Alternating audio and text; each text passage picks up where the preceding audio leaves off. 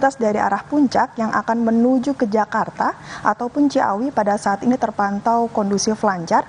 Begitu pula untuk arah sebaliknya, yaitu dari arah Jakarta ataupun Ciawi yang akan menuju ke Puncak pada saat ini juga terpantau masih kondusif lancar.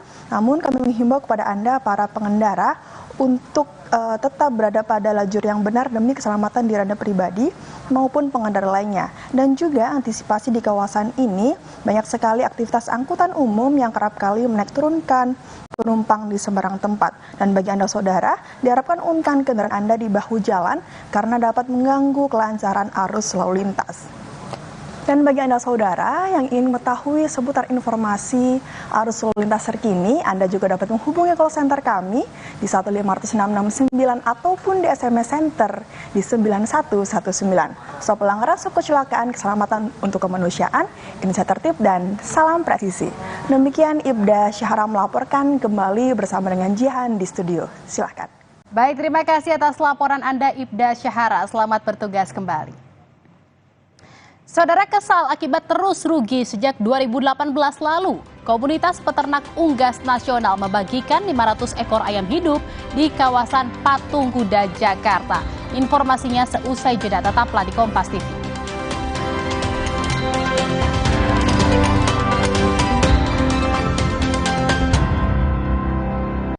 Si kecil panas, ingat 3C. Cek geriknya, cek suhu badannya, Kontreksin solusinya. Untuk turunkan panas demam.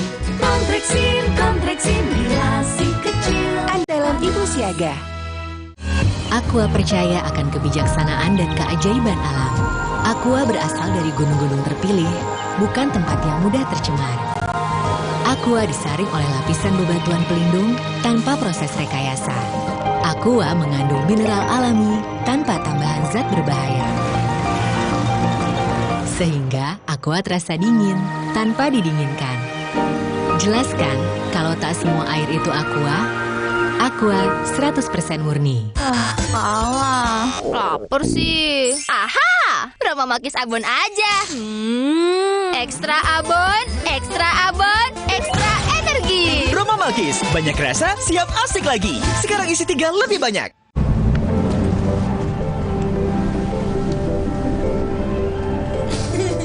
Rasakan kelembutan coklat dipadukan dengan kebaikan susu. Cadbury Dairy Milk. Rasakan lembutnya kebaikan. Aqua percaya akan keajaiban alam. Maka kami tidak menggunakan galon sekali pakai. Galon kami disanitasi dengan seksama sebelum diisi ulang.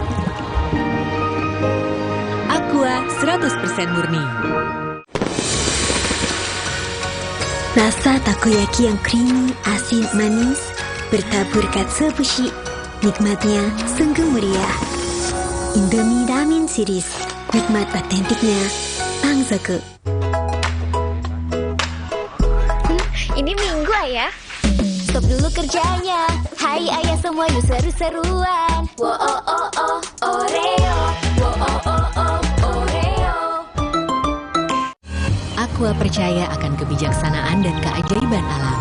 Aqua berasal dari gunung-gunung terpilih, bukan tempat yang mudah tercemar. Aqua disaring oleh lapisan bebatuan pelindung tanpa proses rekayasa. Aqua mengandung mineral alami tanpa tambahan zat berbahaya. Sehingga Aqua terasa dingin tanpa didinginkan.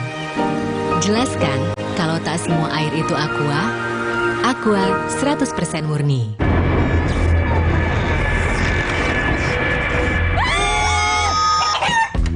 Senam rawit pingit ayam jerit. Satu-satunya di Indonesia dengan rawit asli. Pedasnya auto jerit. Cobain nih, di sedap rawit pingit ayam jerit. Minyak kenyal berpadu dengan gurihnya kaldu ayam yang bikin nagih. Sedapnya rawit pingit. Asli rawitnya bikin jerit sedapnya dari Miswa. Ini Minggu, Ayah. Stop dulu kerjanya. Hai Ayah semua, yuk seru-seruan. Wo oh oh oh Oreo. Wo oh oh oh Oreo. Aqua percaya akan kebijaksanaan dan keajaiban alam. Aqua berasal dari gunung-gunung terpilih, bukan tempat yang mudah tercemar. Aqua disaring oleh lapisan bebatuan pelindung tanpa proses rekayasa. Aqua mengandung mineral alami tanpa tambahan zat berbahaya. Sehingga Aqua terasa dingin tanpa didinginkan. Jelaskan kalau tak semua air itu Aqua 100% murni.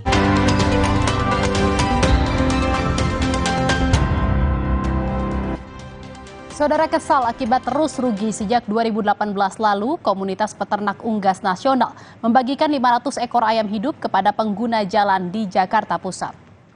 Aksi bagi-bagi ayam ini dilakukan di 2 mobil bak terbuka berisi ratusan ekor ayam hidup di kawasan Patung Kuda, Jakarta Pusat.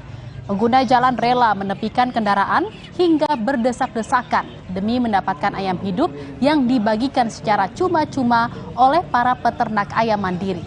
Ketua Komunitas Peternak Unggas Nasional menyebut aksi bagi ayam dilakukan sebagai bentuk kekesalan para peternak mandiri yang terus merugi sejak 2018 lalu. Kami didiamkan bertahun-tahun menanggung kerugian, di mana harga jual ayam hidup kami di kandang selalu di bawah harga pokok produksi. Nah, itu terjadi karena kami dipaksa untuk membeli harga DOC dan pakan dengan harga yang tinggi. Sementara kami menjual ayamnya selalu dipaksa untuk murah dan murah. Saudara, pemilu akan kita laksanakan pada 14 Februari 2024. Pastikan untuk tetap mengikuti perkembangan terkini melalui Kompas TV independen terpercaya. Demikian Indonesia Update hari ini. Saya Jihan Novita, pamit undur diri. Terima kasih. Sampai jumpa.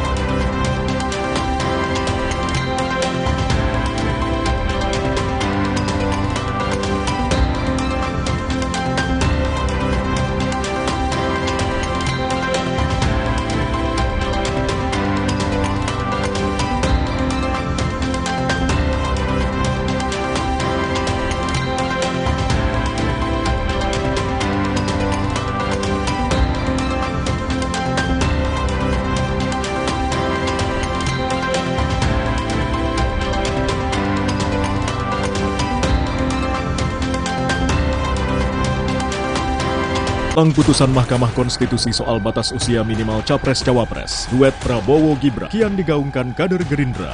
Mendukung pasangan Prabowo Subianto dan Gibran Rakabuming Raka. Mas Gibran. Benarkah putusan MK menjadi golden ticket putra sulung Presiden Jokowi menuju Pilpres? Dalam Rosi antara Jokowi, Gibran, dan Ketua MK. Kamis, 12 Oktober, pukul 8:30 malam di Kompas TV. Menko Polhukam Mahfud MD tanggapi desakan mundur Firly Bahuri yang diduga terseret pemerasan terhadap ex-Mentan Yassin Limpo. Mahfud menyatakan biar hal ini disikapi KPK sendiri.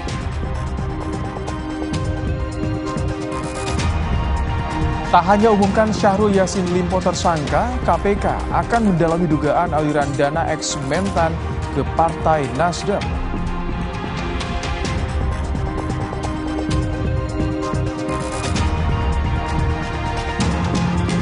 Kualifikasi Piala Dunia, Timnas hadapi Brunei Darussalam di Stadion GBK malam ini.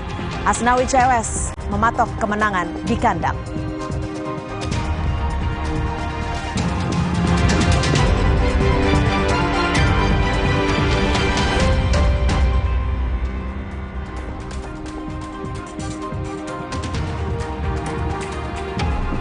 Selamat sore saudara, Anda menyaksikan program berita Kompas Petang bersama saya Rahmat Ibrahim dan Cynthia Rompas hanya di Kompas TV, independen terpercaya. Informasi pertama disampaikan Cynthia, silakan. Ya, terima kasih Ibrahim. Kita ke informasi pertama di Kompas Petang, Saudara. Kebakaran hebat melanda pabrik tisu PT Sun Paper Source di Desa Kembang Ringgit, Pungging, Mojokerto. Kebakaran membuat karyawan panik berhamburan keluar.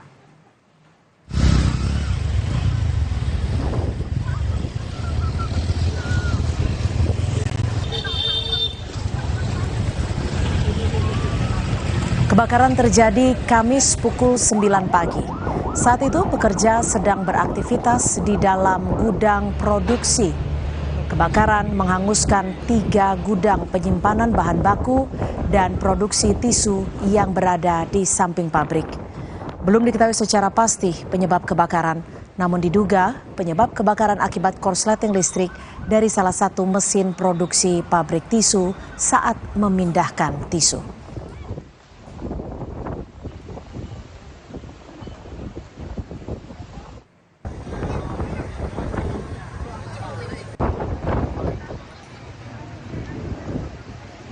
Lima 15 unit mobil pemadam kebakaran Mojokerto saat ini terus memadamkan api di pabrik tisu PT Sun Paper Source dan PT Superior Prima Sukses. Cuaca panas dan embusan angin kencang serta material kertas membakar 3 gudang pabrik tisu ini. Titik api pertama kali muncul di gudang paling timur. Diduga kebakaran disebabkan salah satu alat berat memindah tisu dan mengalami korsleting listrik pada mesin hingga menimbulkan percikan api.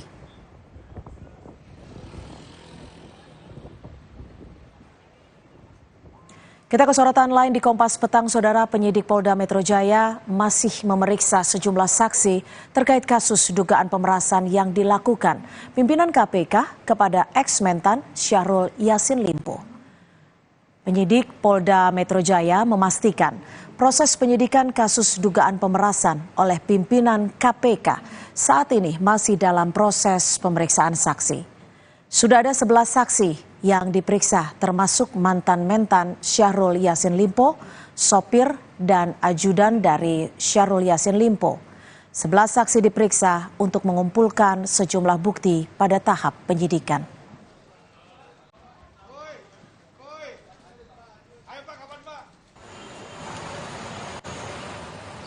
Kemarin penyidik Ditreskrimsus Polda Metro Jaya juga memeriksa Kapolrestabes Semarang Kombes Irwan Anwar.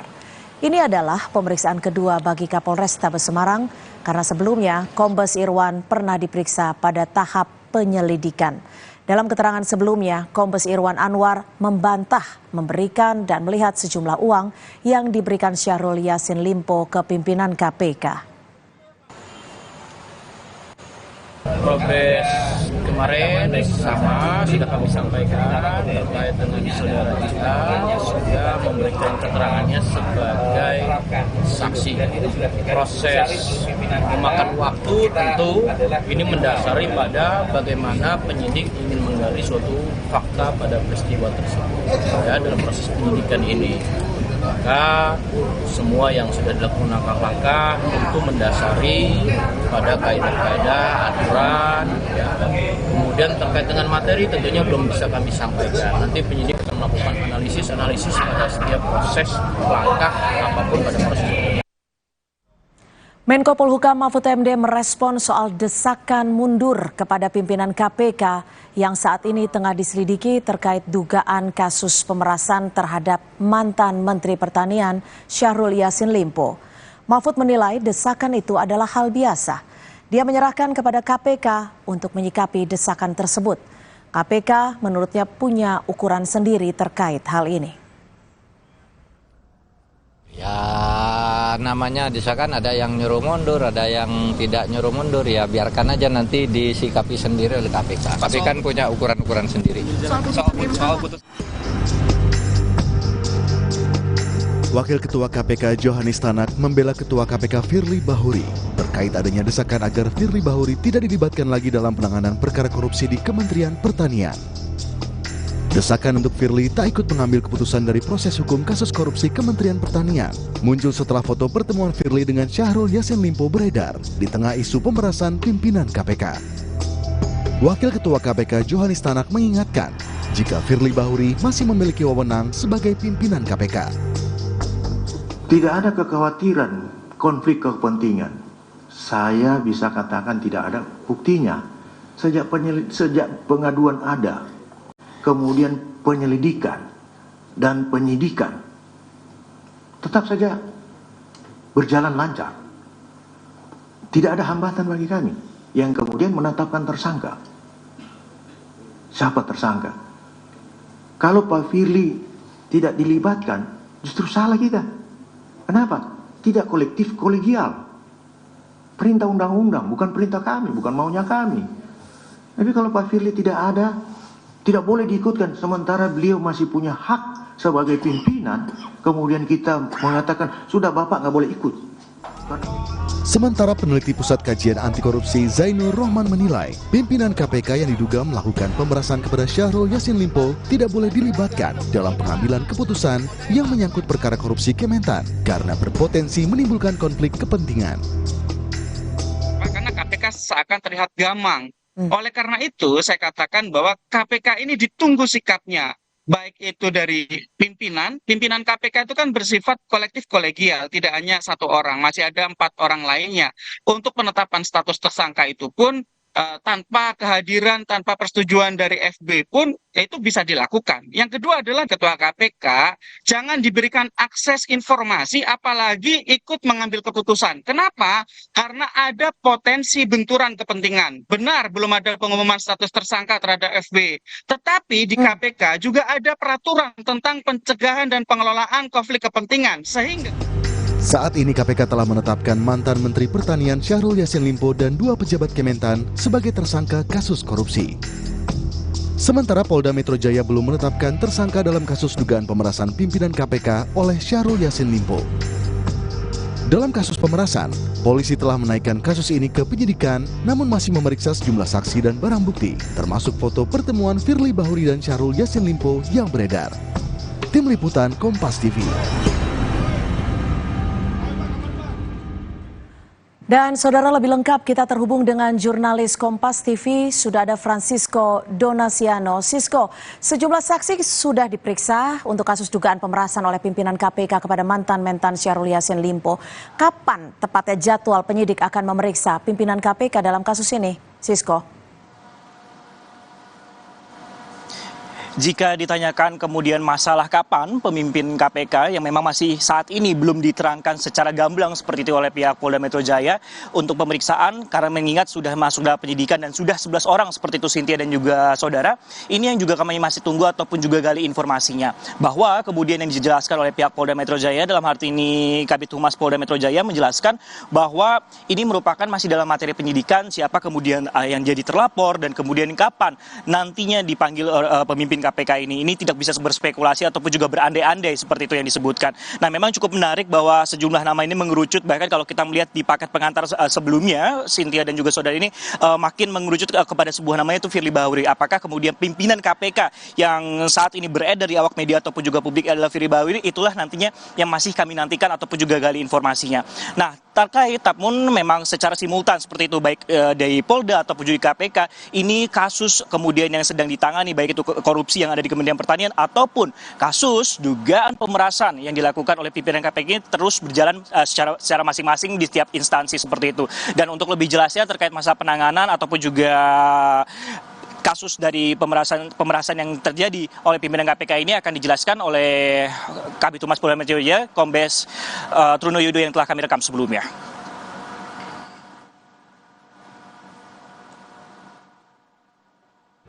Ada proses penyidikan yang sudah disampaikan oleh Bapak Direktur ya sekira tanggal 7 Oktober yang lalu. Dalam proses penyelidikan ada memanggil yang sifatnya adalah klarifikasi ya. Klarifikasi kemudian proses dalam penyidikan nantinya ini kan dibuatkan dalam proses pengambilan berita acara pemeriksaan dalam bentuk keterangan. Ini yang sebagaimana mekanisme kaidah-kaidah aturan yang berlaku dalam proses penyidikan. Kemungkinan akan pimpinan KPK akan diperiksa? Tidak berandai, tadi saya sampaikan jangan berspekulasi. Apa yang belum dan akan dilakukan kami belum bisa sampaikan. Tentunya ini yang kita nantikan bersama sebenarnya Cynthia dan juga saudara, pemeriksaan saksi-saksi lain kemudian ataupun juga saksi mahkota setelah 11 orang diperiksa. Tidak hanya Syahrul Yassin Limpo, kemudian ajudannya, sopir, bahkan kemudian saudaranya sendiri yang juga menjabat sebagai Kapolrestabes Semarang seperti itu, yang kemudian dijelaskan ataupun juga dipanggil sebagai kapasitasnya sebagai saksi dalam penyidikan ini. Tentunya ini juga cukup menarik karena memang belum ada kronologi ataupun juga konstruksi perkaranya secara lengkap, sehingga ini yang masih kami nantikan seperti itu Cynthia dan juga saudara. Namun setidaknya terkait dengan kasus ini, Adi Syafri ataupun juga dalam hal ini adalah Dirkrimsus Polda Metro Jaya menjelaskan ada 3 dugaan kasus yang ditemukan, diantaranya pemerasan, penerimaan gratifikasi ataupun penerimaan hadiah terkait penanganan kasus di Kementerian Pertanian Kementan pada tahun 2020 hingga 2023. Sehingga akan kami nantikan bagaimana perjalanan dari kasus ini, karena Polda sendiri akan mengusut kasus ini secara tuntas, begitupun juga KPK. Kembali ke Anda, Cynthia. Terima kasih. Francisco Donasiano, jurnalis Kompas TV melaporkan langsung dari Polda Metro Jaya. Saudara, informasi lainnya di Kompas Petang akan kami sajikan selepas jeda. Di antaranya Presiden Joko Widodo memanggil Kepala Pusat Pelaporan dan Analisis Transaksi Keuangan PPATK membahas kasus dugaan korupsi mantan Menteri Pertanian Syahrul Yassin Limpo. Komisi Pemberantasan Korupsi dalam aliran uang dugaan korupsi mantan Menteri Pertanian Syahrul Yassin Limpo ke Partai Nasdem.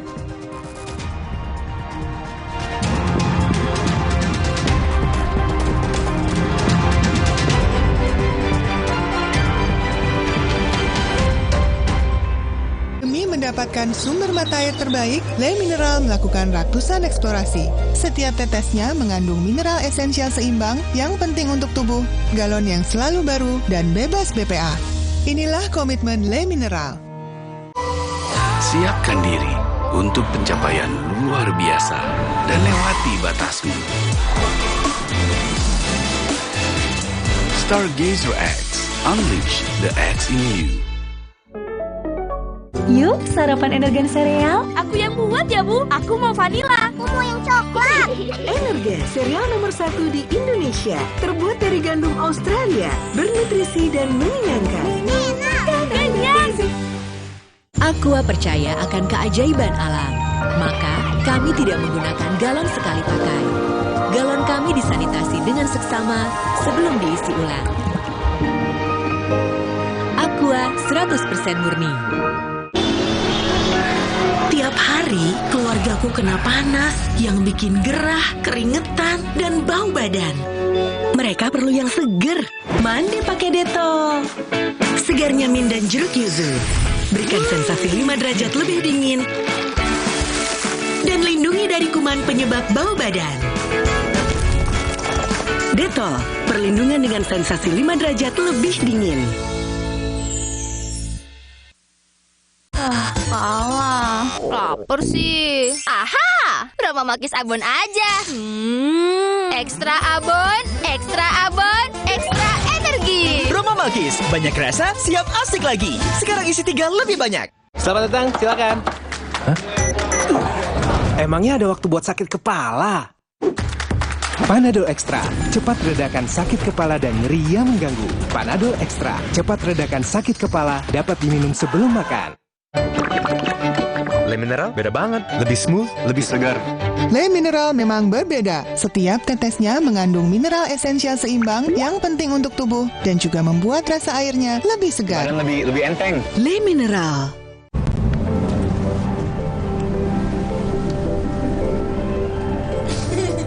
Rasakan kelembutan coklat dipadukan dengan kebaikan susu. Cadbury Dairy Milk. Rasakan lembutnya kebaikan. Langkahku tak pernah berhenti karena kesegarannya. Gevija Perfume Beauty Body Wash baru dengan rose water dan argan oil merawat dan melembutkan kulitku saat mandi. Gevija Perfume Beauty Body Wash Rose Water and Argan Oil baru. Wingscare. Aqua percaya akan keajaiban alam. Maka, kami tidak menggunakan galon sekali pakai. Galon kami disanitasi dengan seksama sebelum diisi ulang. Aqua 100% murni. Oh. Aha, aku tahu. Ayah butuh sikat gigi Pepsodent baru yang dibeli ibu. Ini pasti lebih nyaman. Pepsodent Brilian? Sangat lembut dan nyaman. Nah, bener kan? Pepsodent Brilian, nyaman sikatnya, nyaman harganya. Demi mendapatkan sumber mata air terbaik, Le Mineral melakukan ratusan eksplorasi. Setiap tetesnya mengandung mineral esensial seimbang yang penting untuk tubuh, galon yang selalu baru, dan bebas BPA. Inilah komitmen Le Mineral.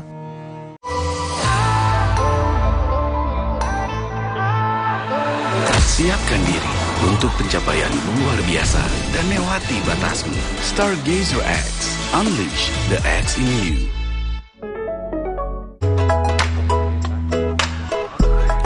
Ini Minggu ayah. Stop dulu kerjanya.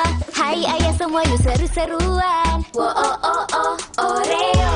Wo oh oh oh Oreo.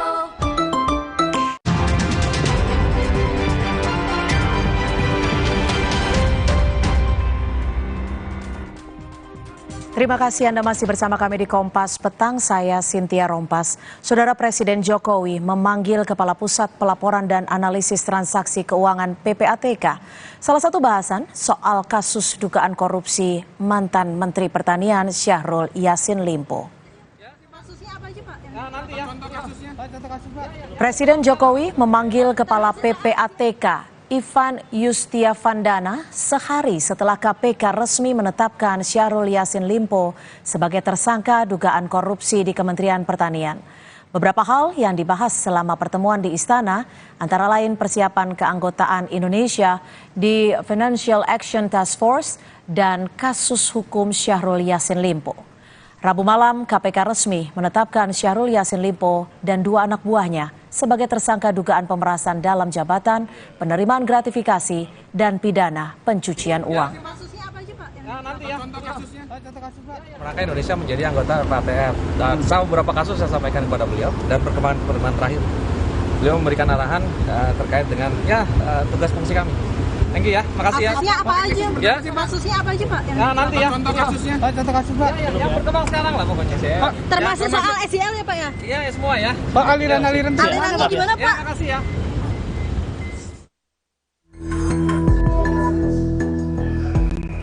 KPK menetapkan mantan Menteri Pertanian Syahrul Yassin Limpo, Sekjen Kementan Kasti Subagiono, dan Direktur Alat dan Mesin Pertanian Muhammad Hatta sebagai tersangka dugaan korupsi. Ketiganya dijerat dengan 3 pasal, yakni dugaan pemerasan dalam jabatan, penerimaan gratifikasi, dan pidana pencucian uang. Total ada 13,9 miliar rupiah yang dinikmati ketiga tersangka. Dana itu berasal dari hasil setoran pejabat unit eselon 1 dan 2 di Kementerian Pertanian. Dengan besaran kutipan antara 4.000 hingga 10.000 dolar Amerika. Dari penelusuran penyidik, dana belasan miliar rupiah hasil korupsi itu dipakai antara lain untuk membayar tagihan kartu kredit dan cicilan mobil Alphard Syahrul Yassin Limpo. Sementara soal ada dugaan duit korupsi Syahrul Yassin Limpo mengalir ke Partai Nasdem, Wakil Ketua KPK Johanis Tanak menyebut penyidik masih mendalami alirannya.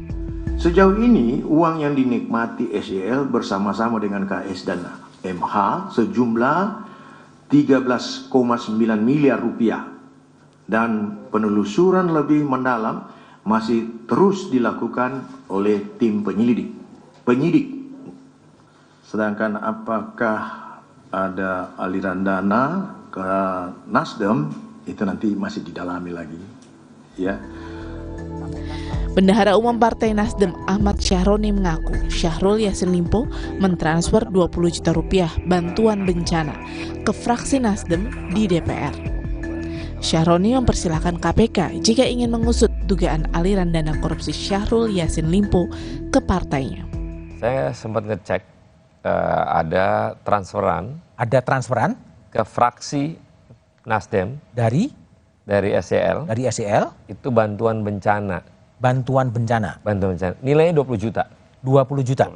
Itu biasanya kita menerima bantuan-bantuan terkait dengan ada musibah yang ada di Republik ini.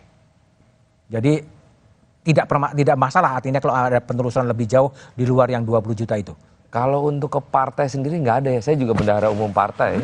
Tidak ada transaksi terkait dengan urusan personal, nggak ada. Tapi kalau memang KPK mau menelusuri ya silakan aja kan? Silakan aja, itu terbuka. Oke, baik. Pak, duitnya emang beneran buat nyicil Alphard ya Pak sama ICL? Usai penetapan 3 tersangka dugaan korupsi di Kementerian Pertanian, KPK langsung menahan Sekjen Kementan, Kasdi Subagiono selama 20 hari ke depan. Sementara tersangka Syahrul Yassin Limpo dan Muhammad Hatta belum ditahan karena absen dari panggilan pemeriksaan hari Rabu. Tim Liputan Kompas TV. KPK mendalami dugaan aliran uang korupsi mantan Menteri Pertanian Syahrul Yassin Limpo ke Partai Nasdem. Kita akan bahas bersama peneliti ICW, sudah ada Kurnia Ramadana. Selamat sore Mas Kurnia, terima kasih sudah bergabung bersama kami di Kompas Petang. Selamat sore, Assalamualaikum. Waalaikumsalam. Mas Kurnia, menurut perspektif Anda nih, seberapa besar sih kemungkinan uang dugaan korupsi Syahrul Yassin Limpo ini bisa mengalir ke Partai Nasdem? Kalau kita runtut sebenarnya, konstruksi peristiwa dugaan tindak pidana yang ditangani oleh KPK dan sudah disangkakan kepada mantan Menteri Pertanian Syahrul Yassin Limpo, yang pertama ada indikasi pemerasan, kemudian yang kedua gratifikasi. Dugaan penerimaan dan perbuatan pemerasan ini disinyalir telah dilakukan sejak tahun 2019, berarti 4 tahun yang lalu. Maka dari itu, hasil penerimaan-penerimaan tersebut, pertanyaan reflektifnya adalah kemana aliran dana tersebut? Kemana aliran dana dari pemerasan dan penerimaan gratifikasi? Tentu tidak mungkin hanya berhenti di penguasaan Syahrul Yassin Limpo. Pasti ada pihak-pihak lain. Maka dari itu, ICW mendorong agar KPK juga mengembangkan proses penyidikan dengan membuka opsi pengenaan pasal di dalam Undang-Undang Pencucian Uang. Dari sana baru bisa dilihat pasal 3 Undang-Undang Pencucian Uang untuk pelaku aktif. Namun jangan lupa, di pasal 5 Undang-Undang Pencucian Uang dapat disangkakan kepada pelaku pasif. Apa arti pelaku pasif ini? Orang-orang yang menerima aliran dana dari uang hasil kejahatan. Pihak-pihak ini bisa 2 hal. 1, perorangan, atau 2, berbentuk korporasi atau organisasi.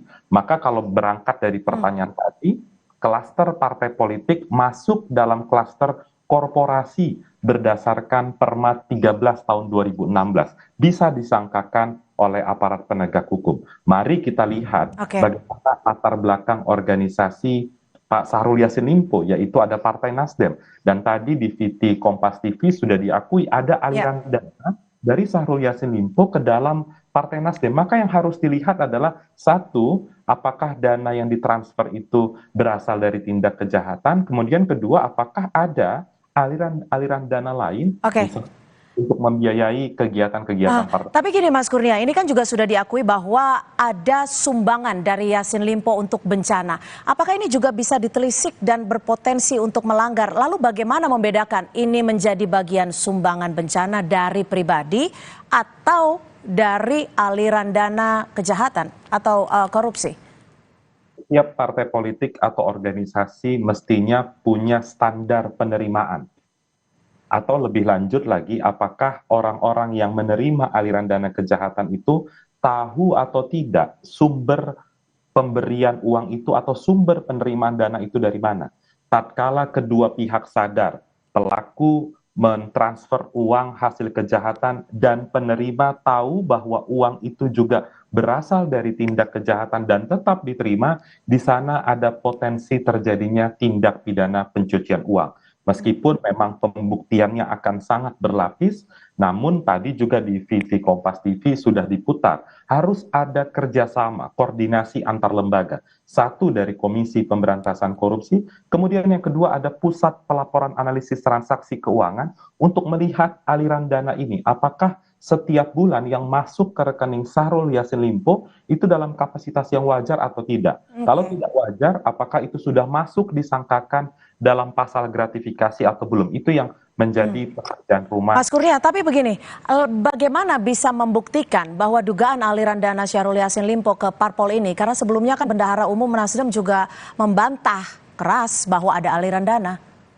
Ya, satu sisi bantahan itu hak tentu bagi pengurus Partai Nasdem. Namun aparat penegak hukum, pertanyaan lanjutannya adalah apakah sudah melakukan penyelidikan lebih lanjut atau tidak. Pembuktiannya bukan berdasarkan pernyataan lisan. Setiap orang bisa saja membantah, tapi harus dilihat setiap kegiatan-kegiatan atau aliran dana dari Pak Syahrul Yassin Limpo yang masuk misalnya pada rekening Partai Nasdem misalnya, harus dilihat pada kegiatan apa itu dilakukan. Jumlahnya berapa, harus dikonfrontasi setiap bukti dan pernyataan, konsisten atau tidak. Di situ poin pentingnya. Oke, ini kan Mas Kurnia, KPK kan juga menyebut ada uang 13,9 miliar rupiah yang diduga dinikmati Syahrul Yassin Limpo, beda dengan 30 miliar di rumah dinasnya yang ditemukan. Apa analisa dari Anda soal uang yang ditemukan ini dan sejauh mana KPK bisa menelisiknya? Ya, kalau memang ada perbedaan berapa yang disebutkan KPK dalam konferensi pers, berapa yang sudah disita. Tentu harus melihat dalam konstruksi apa uang 30 miliar itu. Karena bisa jadi uang tersebut ada kaitannya dengan indikasi pencucian uang. Harta yang diperoleh dari tindak pidana pemerasan, gratifikasi, sudah berjumlah berkali-kali lipat. Itu yang harus dijelaskan oleh KPK. Maka dari itu tidak cukup dengan hanya tindak pidana pemerasan maupun gratifikasi. Jangan lupa setiap orang yang melakukan tindak pidana ekonomi, salah satunya adalah tindak pidana korupsi, secara psikologis pasti ingin menyembunyikan hartanya. Ketika terjadi tindakan penyembunyian itu atau mengubah bentuk, bahkan sudah melakukan pencucian uang dengan mendapatkan keuntungan tertentu, di sana pelaku bisa dijerat dengan pasal 3 atau pasal 4 Undang-Undang 8 tahun 2010. Baik, kita akan nantikan bersama sejauh mana KPK bisa menelusuri dan juga menelisik terkait dengan kasus ini. Terima kasih Mas Kurnia Ramadana, peneliti dari ICW, sudah bergabung bersama kami di Kompas Petang. Selamat sore. Saudara, informasi lainnya di Kompas Petang akan kami hadirkan selepas jeda. Di antaranya Prabowo Subianto secara terbuka mengajak Gibran Rakabuming Raka menjadi cawapresnya jika MK mengabulkan gugatan batas usia Capres-Cawapres. Manuver politik Prabowo mendekati keluarga Jokowi akan kami bahas usai jeda di Kompas Petang. Lainnya, relawan pro Jokowi atau Projo bakal mengumumkan dukungan Capres 2024 dalam menggelar Rapat Kerja Nasional ke-6 pada 14 hingga 15 Oktober mendatang.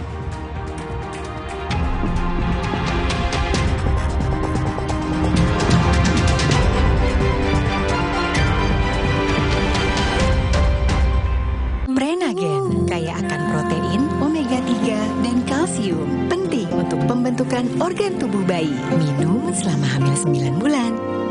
Prenagen.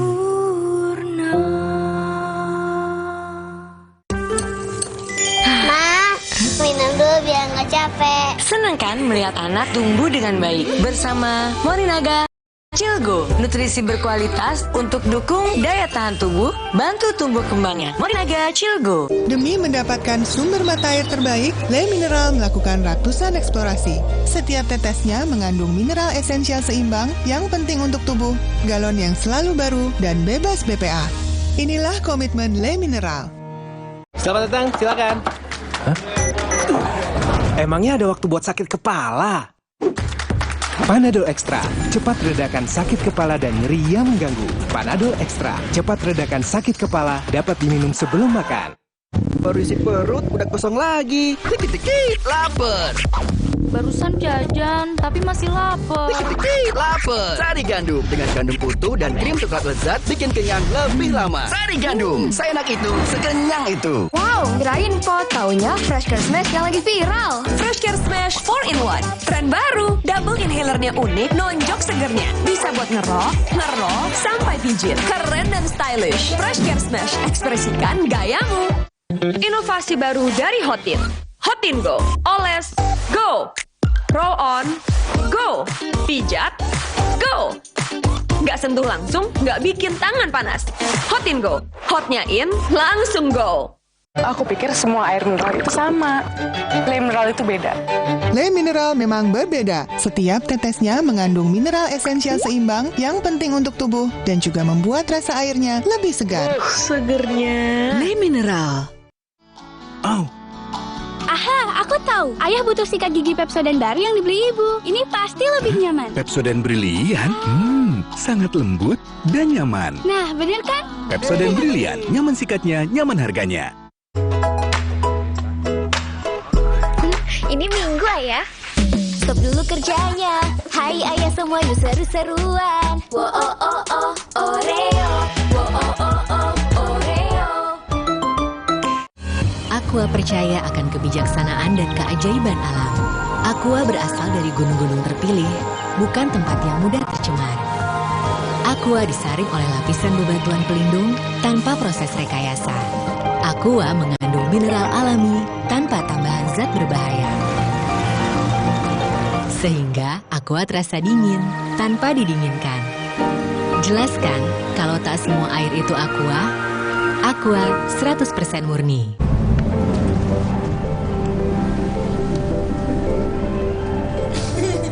Rasakan kelembutan coklat dipadukan dengan kebaikan susu. Cadbury Dairy Milk.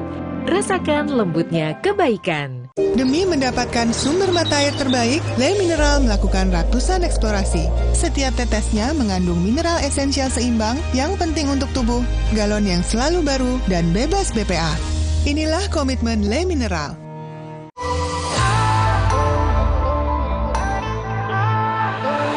Siapkan diri untuk pencapaian luar biasa dan lewati batasmu. Stargazer X. Unleash the X in you. Aqua percaya akan kebijaksanaan dan keajaiban alam. Aqua berasal dari gunung-gunung terpilih, bukan tempat yang mudah tercemar. Aqua disaring oleh lapisan bebatuan pelindung tanpa proses rekayasa. Aqua mengandung mineral alami tanpa tambahan zat berbahaya. Sehingga Aqua terasa dingin tanpa didinginkan. Jelaskan kalau tak semua air itu Aqua. Aqua 100% murni.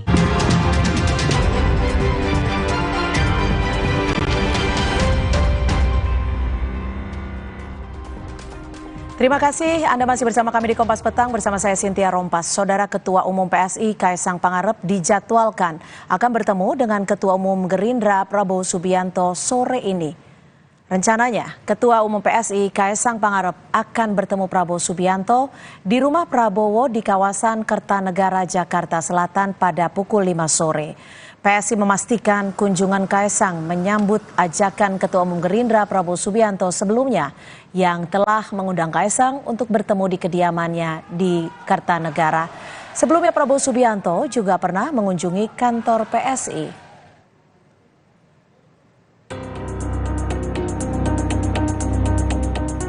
Rencana bakal calon Presiden Prabowo Subianto untuk mengajak putra sulung Jokowi, Gibran Raka Buming Raka, untuk menjadi cawapresnya kembali disampaikan secara terbuka kepada pendukungnya. Prabowo memastikan akan meminang Gibran jadi bacawa presnya jika MK mengabulkan gugatan batas usia capres-cawapres. Sebelum deklarasi cawapres, apakah yang menunggu putusan MK, Pak? Iya. Pak, apakah tidak dirasa terlalu mudah, Pak Gibran sebagai cawapres, Pak? Iya, maksudnya kayak pengalaman juga masih minim gitu loh, Pak. Mas Gibran ini. Apakah tidak dirasa terlalu muda dan masih... Gimana kalau kehendak rakyat begitu? Ya. Berarti ini kita tidak bicara kehendak elit, tapi ini kalau ada dukungan dari rakyat, Anda sendiri dengar jangan mana. Ya. Setelah putusan MK dibahas bersama kita. Iya dong, kita tunggu. Merespons manuver Prabowo yang akan meminang kadernya jadi cawapres, PDI Perjuangan menegaskan sampai saat ini Gibran Raka Buming Raka masih berkomitmen setia kepada partai. Gibran juga disebut sudah melapor Sekjen bahkan hingga Ketua Umum Megawati. Saya adalah kader partai, saya sudah laporkan ke Pak Sekjen, secara pribadi di depan Ibu Mega pun dia mengatakan tidak ingin mencalonkan diri. Jadi menurut saya view jawaban Mas Gibran ini tetap saya melihat masih dalam posisi dia yang sangat loyal dan cenderung akan mengikuti cara berpikir kepartaian yaitu loyal seperti ayahnya.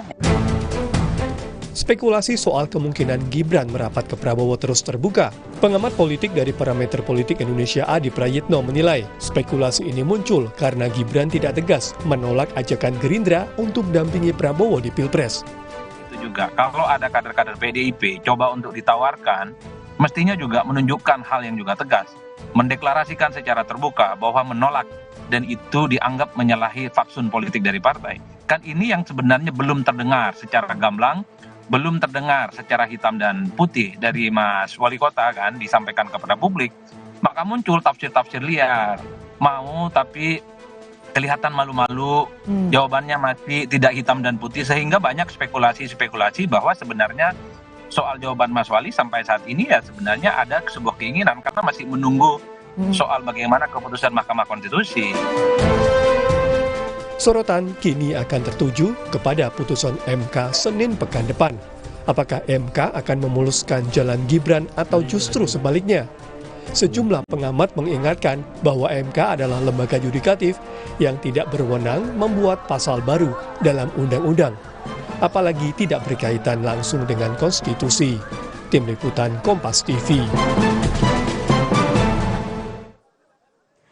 Dan untuk membahas soal manuver politik Capres Prabowo Subianto mendekati putra Jokowi, Gibran Raka Buming Raka dan Kaesang Pangarep, kita sudah bersama dengan Direktur Puskapol Visip UI, sudah ada Ibu Huria. Selamat sore Bu Huria, terima kasih sudah bergabung bersama kami di Kompas Petang.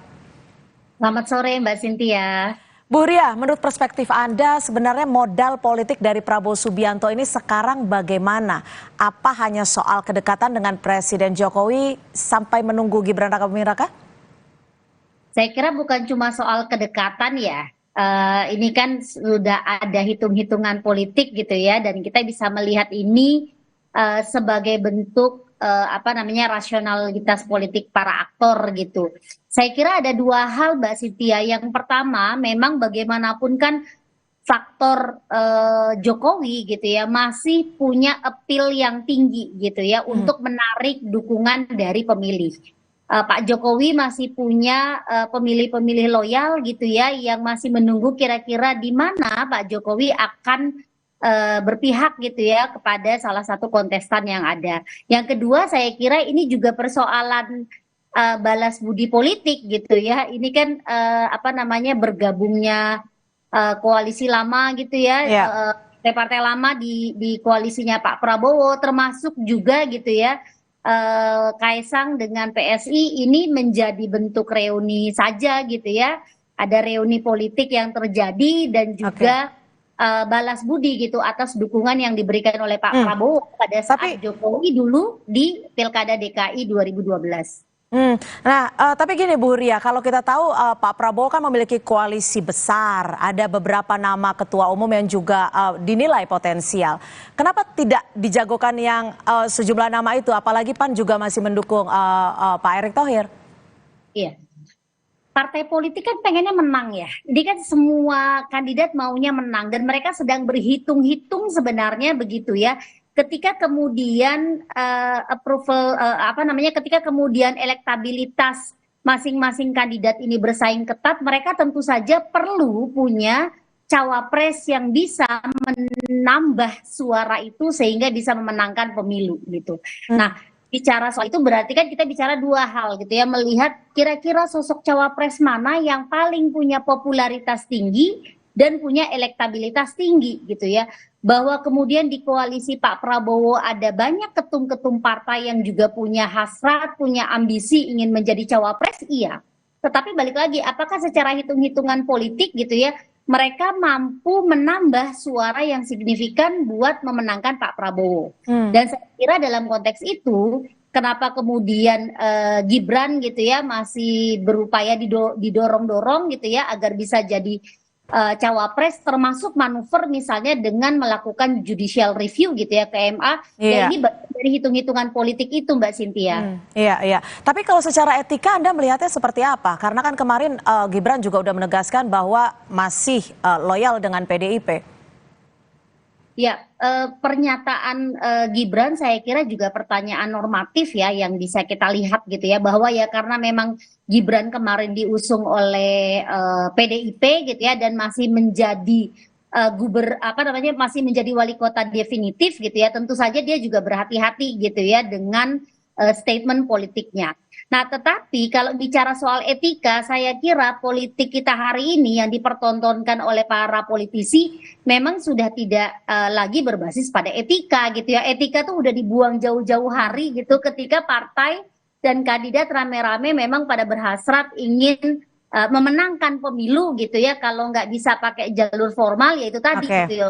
Kita berusaha menggunakan mekanisme-mekanisme lain agar ambisi mereka untuk memenangkan pemilu itu bisa terpenuhi. Oke, tadi Anda juga menyebut Bu Ria bahwa elektabilitas Gibran dinilai hitung-hitungannya gitu ya. Apakah memang ini bisa menjadi jaminan bahwa dukungan ataupun jika Gibran masuk itu bisa memenangkan suara Prabowo? Ini tentu saja harus diukur lagi gitu ya, dan saya kira lembaga survei kan banyak yang mengukur popularitas. Tidak ada hal yang pasti gitu ya bahwa ini adalah jaminan pasti Gibran akan mampu memenangkan Prabowo gitu ya. Apalagi kan pertama ya kita juga bisa melihat faktor MK sendiri gitu ya. Kan belum pasti juga nih putusan MK apakah akan mengabulkan permohonan penurunan usia cawapres atau tidak gitu ya. Tetapi saya kira dari perspektif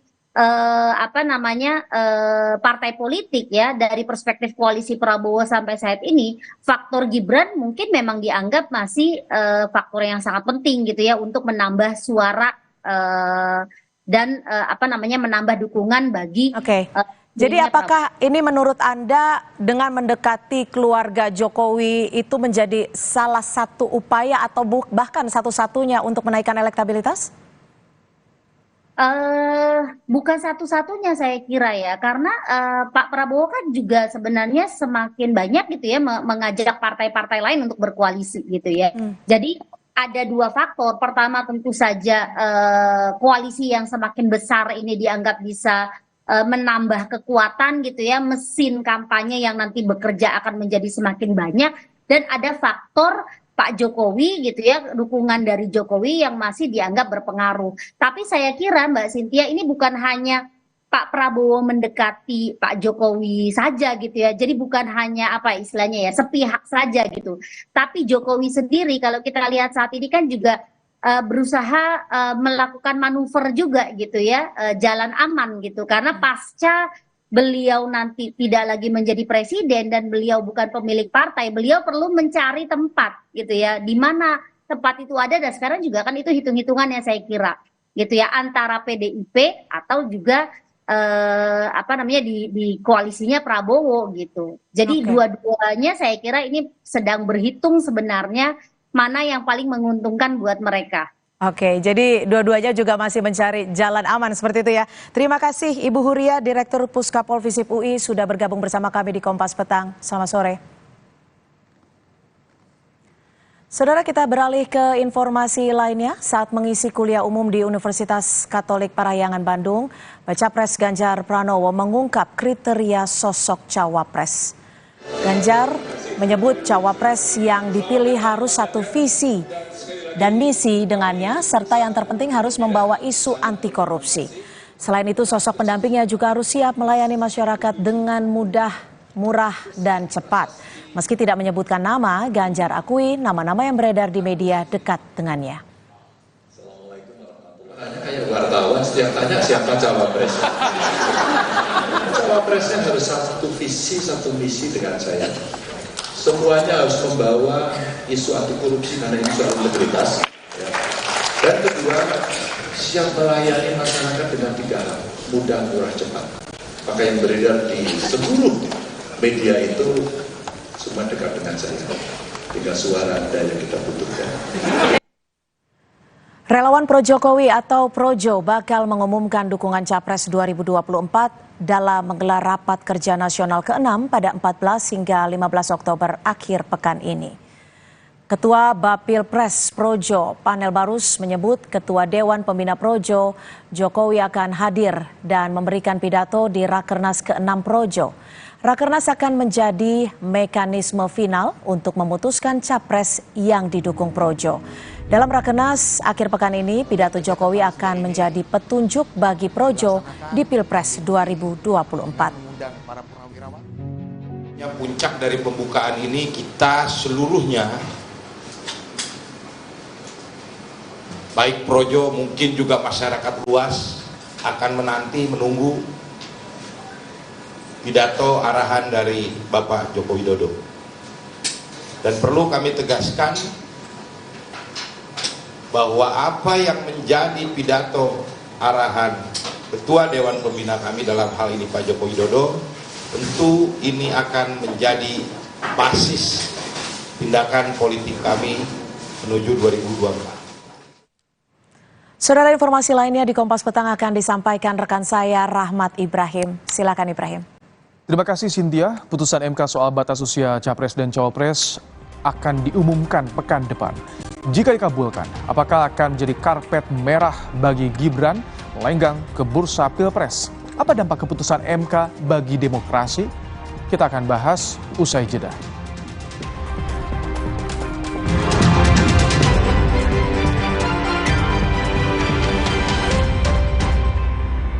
Mendapatkan sumber mata air terbaik, Le Mineral melakukan ratusan eksplorasi. Setiap tetesnya mengandung mineral esensial seimbang yang penting untuk tubuh, galon yang selalu baru dan bebas BPA.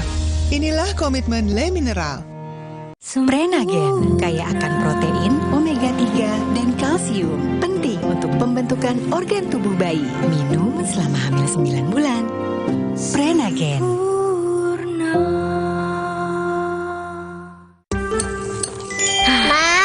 Minum dulu biar nggak capek. Senang kan melihat anak tumbuh dengan baik bersama Morinaga Cilgo. Nutrisi berkualitas untuk dukung daya tahan tubuh, bantu tumbuh kembangnya. Morinaga Cilgo.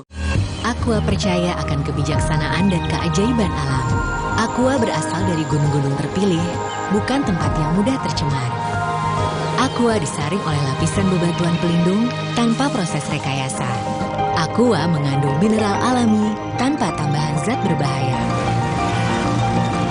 Sehingga Aqua terasa dingin tanpa didinginkan. Jelaskan kalau tak semua air itu Aqua.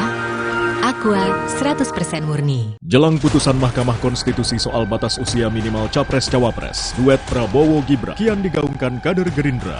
Mendukung pasangan Prabowo Subianto dan Gibran Rakabuming Raka. Mas Gibran. Benarkah putusan MK menjadi golden ticket putra sulung Presiden Jokowi menuju Pilpres? Dalam Rosi antara Jokowi, Gibran, dan Ketua MK. Kamis, 12 Oktober, pukul 8:30 malam di Kompas TV. Le Mineral beda banget, lebih smooth, lebih segar. Le Mineral memang berbeda. Setiap tetesnya mengandung mineral esensial seimbang yang penting untuk tubuh dan juga membuat rasa airnya lebih segar. Dan lebih enteng. Le Mineral.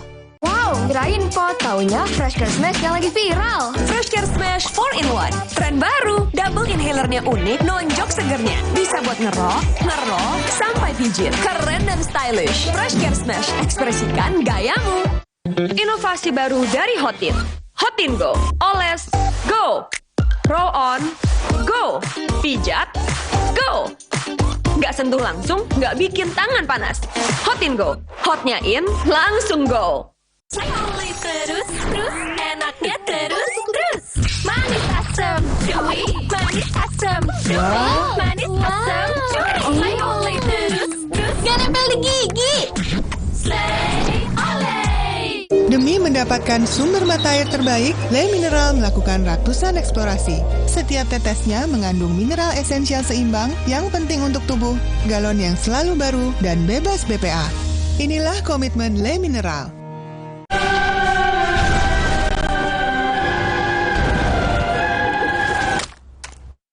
Tenang, ini bukan akhir dunia. Noda menetap tinggal dilap dengan formula terbaru Dulux Easy Clean. Nggak enak? Iya, kayak aroma manisnya. Le Mineral memang berbeda. Setiap tetesnya mengandung mineral esensial seimbang yang penting untuk tubuh dan juga membuat rasa airnya lebih segar. Le Mineral. Ini Minggu Ayah. Stop dulu kerjanya. Hai Ayah semua yuk seru-seruan. Wo oh oh oh Oreo. Wo oh oh oh Oreo. Aqua percaya akan kebijaksanaan dan keajaiban alam. Aqua berasal dari gunung-gunung terpilih, bukan tempat yang mudah tercemar.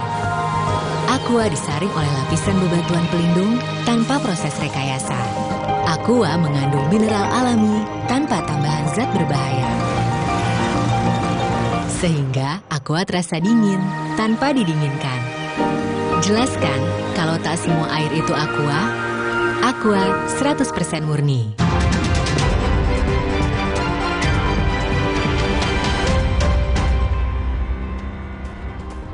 Saudara Menko Polhukam Mahfud MD minta masyarakat menunggu putusan Mahkamah Konstitusi tentang gugatan batas usia Capres-Cawapres pada Senin pekan depan. Mahfud MD juga meminta masyarakat tak berprasangka pada MK terkait putusan gugatan batas usia Capres-Cawapres. Sebelumnya banyak spekulasi yang bermunculan terkait putusan MK yang dinilai bisa menjadi jalan bagi putra sulung Jokowi, Gibran Rakabuming Raka, untuk bisa menjadi cawapres pada pemilu nanti.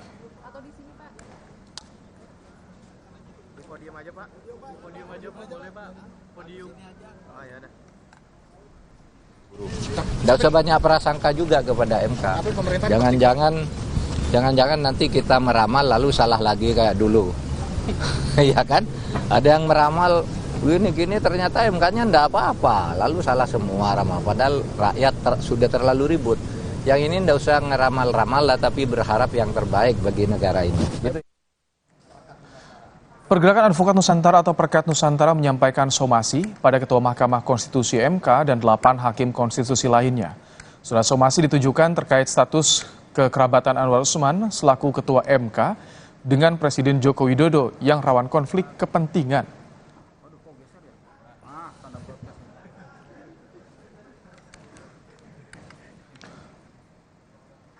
Putusan MK soal batas usia Capres dan Cawapres akan diumumkan pekan depan. Jika dikabulkan, apakah akan menjadi karpet merah bagi Gibran melenggang ke bursa Pilpres?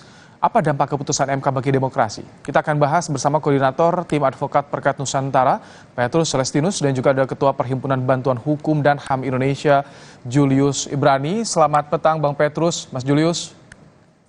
Selamat petang. Baik, Bang Petrus, Anda sampaikan somasi ke MK. Apa yang Anda permasalahkan sebetulnya, Bang Petrus?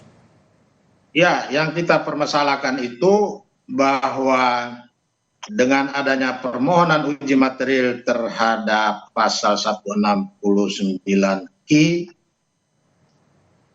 Undang-Undang Nomor 7 Tahun 2017 tentang Pemilu, maka sekaligus menempatkan 9 hakim konstitusi di Mahkamah Konstitusi itu ada dalam posisi konflik kepentingan. Kenapa konflik kepentingan? Karena kita tahu bahwa selama ini Mahkamah Konstitusi telah mengalami 3 kali perubahan undang-undangnya, termasuk juga 3 kali mengalami perubahan usia batas minimum seorang calon hakim konstitusi dan batas usia maksimum dia pensiun. Dan prosesnya melalui DPR.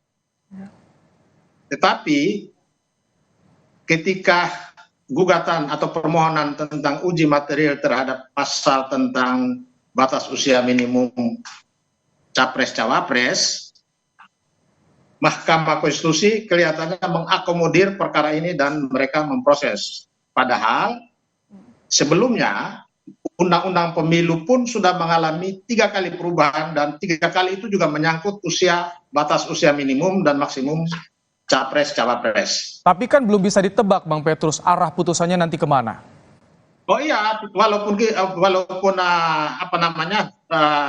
belum bisa ditebak, tapi dengan mereka sudah berkepentingan, karena kepentingan mereka, kalau misalnya perkara ini selesai, tidak tertutup kemungkinan setelah mereka mengubah pasal tentang usia minimum batas cawapres, hakim konstitusi pun segera akan mengubah usia mereka sendiri melalui Mahkamah Konstitusi, tidak repot-repot lagi di DPR.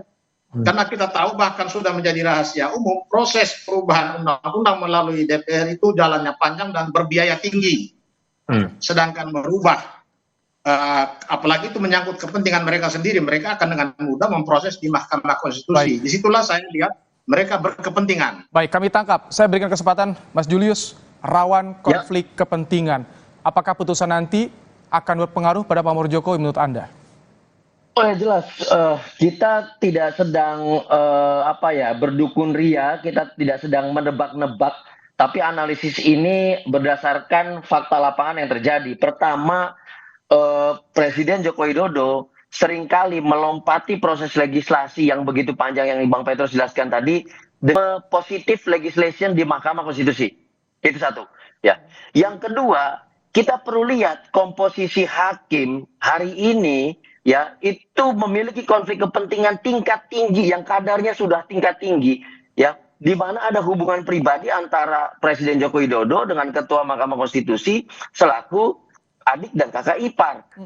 Ini jelas melanggar kode etik, akan tetapi tidak diperiksa juga, tidak ada heboh segala macamnya. Nah yang ketiga faktornya adalah sebelum salah satu anaknya Presiden Joko Widodo, Kaisang, diangkat sebagai ketua PSI, kami mencium bau amis betul bahwa gugatan PSI ini itu bernuansa kepentingan keluarga Presiden Joko Widodo. Tapi tadi disampaikan Pak Mahfud, Mas Jul, tidak boleh berprasangka dulu, tidak perlu berprasangka dulu. Itu yang disampaikan Pak Mahfud. Nah ini yang saya katakan, yang saya ingin jelaskan. Kalau kita tidak melihat indikator-indikator tadi, komposisi hakim, lalu kemudian ada positif legislasi yang biasa dilakukan Presiden Joko Widodo seperti Undang-Undang Omnibus Law Cipta Kerja dan yang lainnya. Dan yang ketiga penggugatnya adalah partai komprador Presiden Jokowi. Sebelum Kaisang diangkat sebagai ketua umum, PBAI telah menyatakan dengan tegas ini berbau amis. Kenapa? Ini partai kompradornya Jokowi.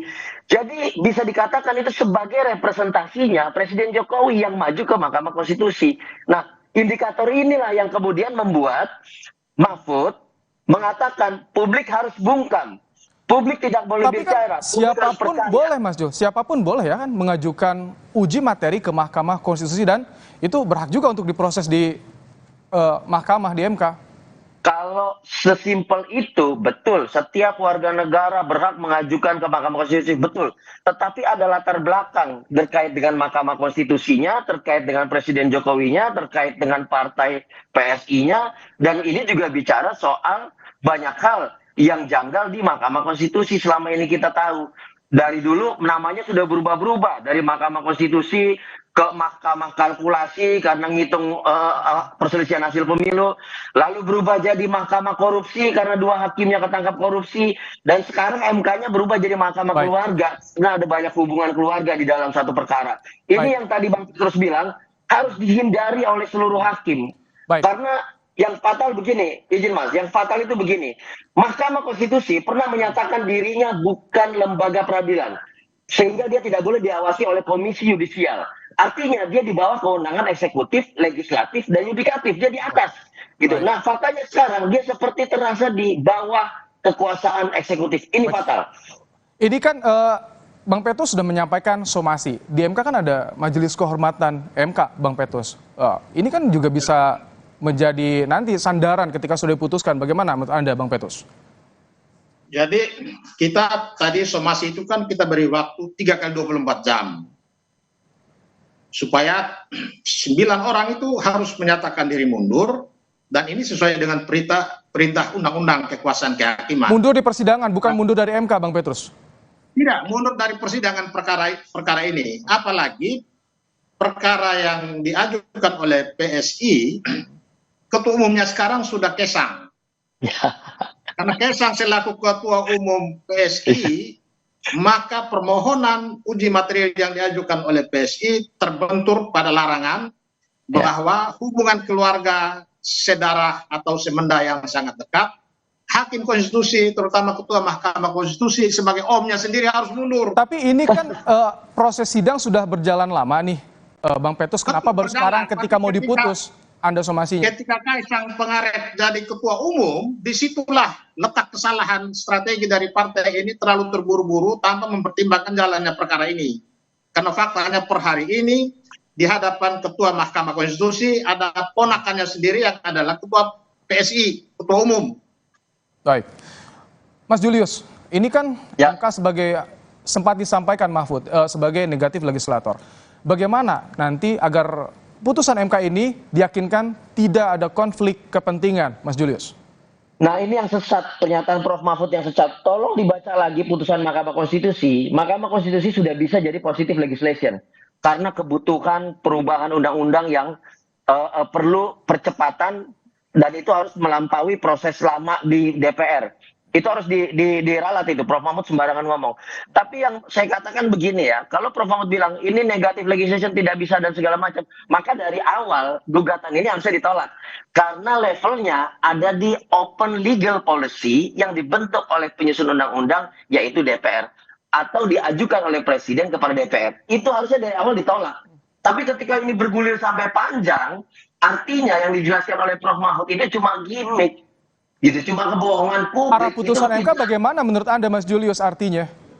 Oke, kalau dari kita lihat sejak awal ya, sejak panel kemudian ke pleno segala macam ini terus bergulir panjang, lalu ada kejanggalan tadi, ada konflik kepentingan, hubungan darah, masih terus juga diproses. Dan hari ini saya mendapatkan video ya bahwa Ketua MK Anwar Usman dalam sebuah forum publik itu menyebarluaskan persepsi terkait dengan apa gugatan atau perkara yang sedang diperiksa. Ini nggak boleh hakim ngomongin perkara yang sedang diperiksa. Apa yang diomongin bahwa walaupun itu kan belum tentu berkaitan langsung nanti dengan putusannya, Mas Julius. Hakim tidak boleh membicarakan putusan di ruang manapun, di ruang publik. Hakim hanya boleh bicara putusan di rapat permusyawaratan hakim. Di luar itu tidak boleh, dilarang. Itu melanggar kode etik. Yang kedua, yang disampaikan dalam forum oleh Anwar Usman adalah bahwa banyak pemimpin-pemimpin muda sejak zaman Rasulullah mampu memimpin negeri dengan baik. Ini jelas terkait dengan gugatan PSI. Baik, saya ingin kembali ke Bang Petrus. Bang Petrus, beberapa hari lagi ini akan diputuskan. Apa yang Anda harapkan dengan putusan nanti agar tadi ini meyakinkan publik tak ada konflik kepentingan, Bang Petrus? Ya, kita tidak masuk ke dia mau putus seperti apapun. Karena masalahnya kita dari aspek prosedur. Ya, ada larangan undang-undang ketika seorang hakim ya memiliki hubungan keluarga dekat dengan pihak yang berperkara sesuai dengan ketentuan undang-undang tentang kekuasaan kehakiman pasal 17 itu, maka hakim itu harus mundur. Ya.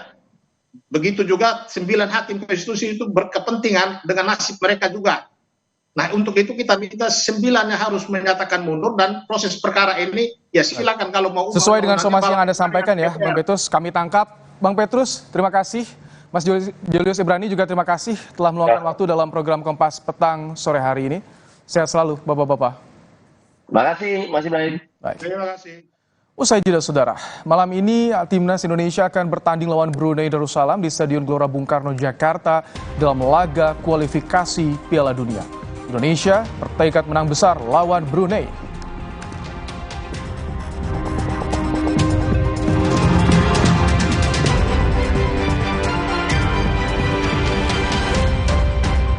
Pikir semua air mineral itu sama.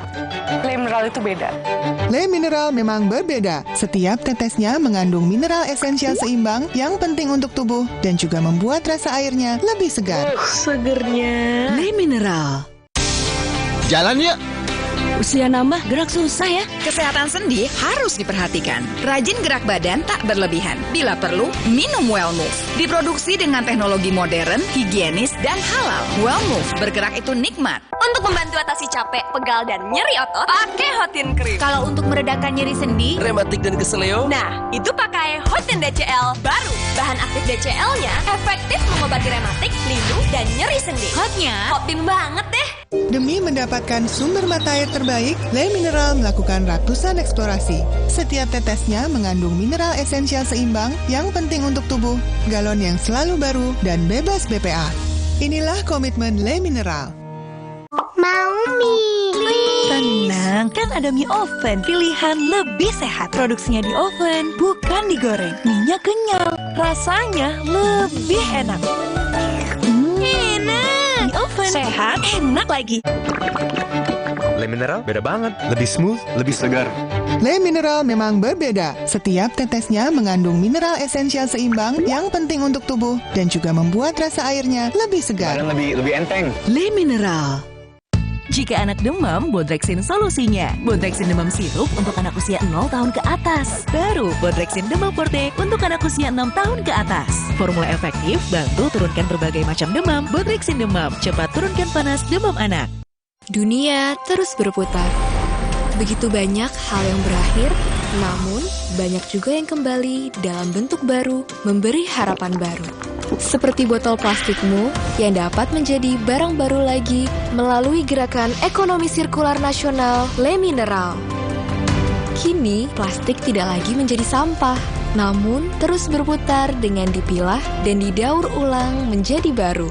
Semua bisa mengambil peran penting dalam perputaran itu dari hulu ke hilir.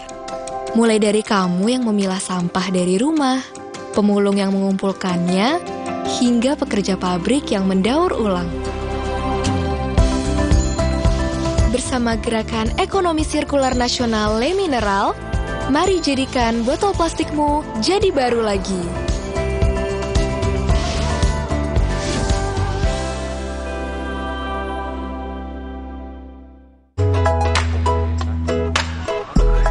Ini Minggu Ayah. Stop dulu kerjanya. Hai ayah semua, yuk seru-seruan. Wo oh oh oh Oreo. Wo oh oh oh Oreo. Tiap hari keluargaku kena panas yang bikin gerah, keringetan, dan bau badan. Mereka perlu yang seger. Mandi pakai Dettol. Segarnya min dan jeruk yuzu. Berikan sensasi 5 derajat lebih dingin. Dan lindungi dari kuman penyebab bau badan. Dettol, perlindungan dengan sensasi 5 derajat lebih dingin. Aqua percaya akan kebijaksanaan dan keajaiban alam. Aqua berasal dari gunung-gunung terpilih, bukan tempat yang mudah tercemar. Aqua disaring oleh lapisan bebatuan pelindung tanpa proses rekayasa. Aqua mengandung mineral alami tanpa tambahan zat berbahaya. Sehingga Aqua terasa dingin tanpa didinginkan. Jelaskan kalau tak semua air itu Aqua. Aqua 100% murni.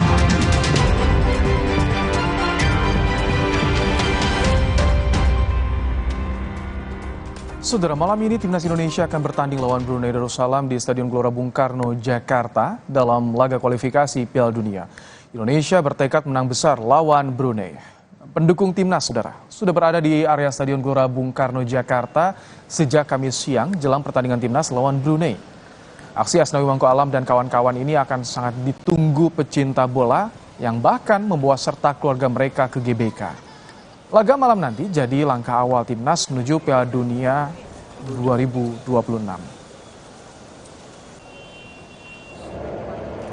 Saat meninjau langsung latihan Timnas di Gelora Bung Karno, Jakarta, Ketua Umum PSSI meminta Timnas jangan anggap enteng Brunei jelang kualifikasi Piala Dunia. Erik minta skuad Garuda untuk meraih kemenangan agar bisa masuk ke putaran kedua kualifikasi Piala Dunia 2026 zona Asia.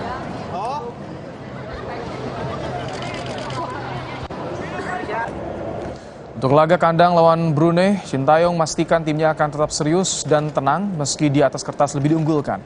Pelatih asal Korea Selatan ini juga meminta anak asuhnya mencuri banyak gol di laga nanti.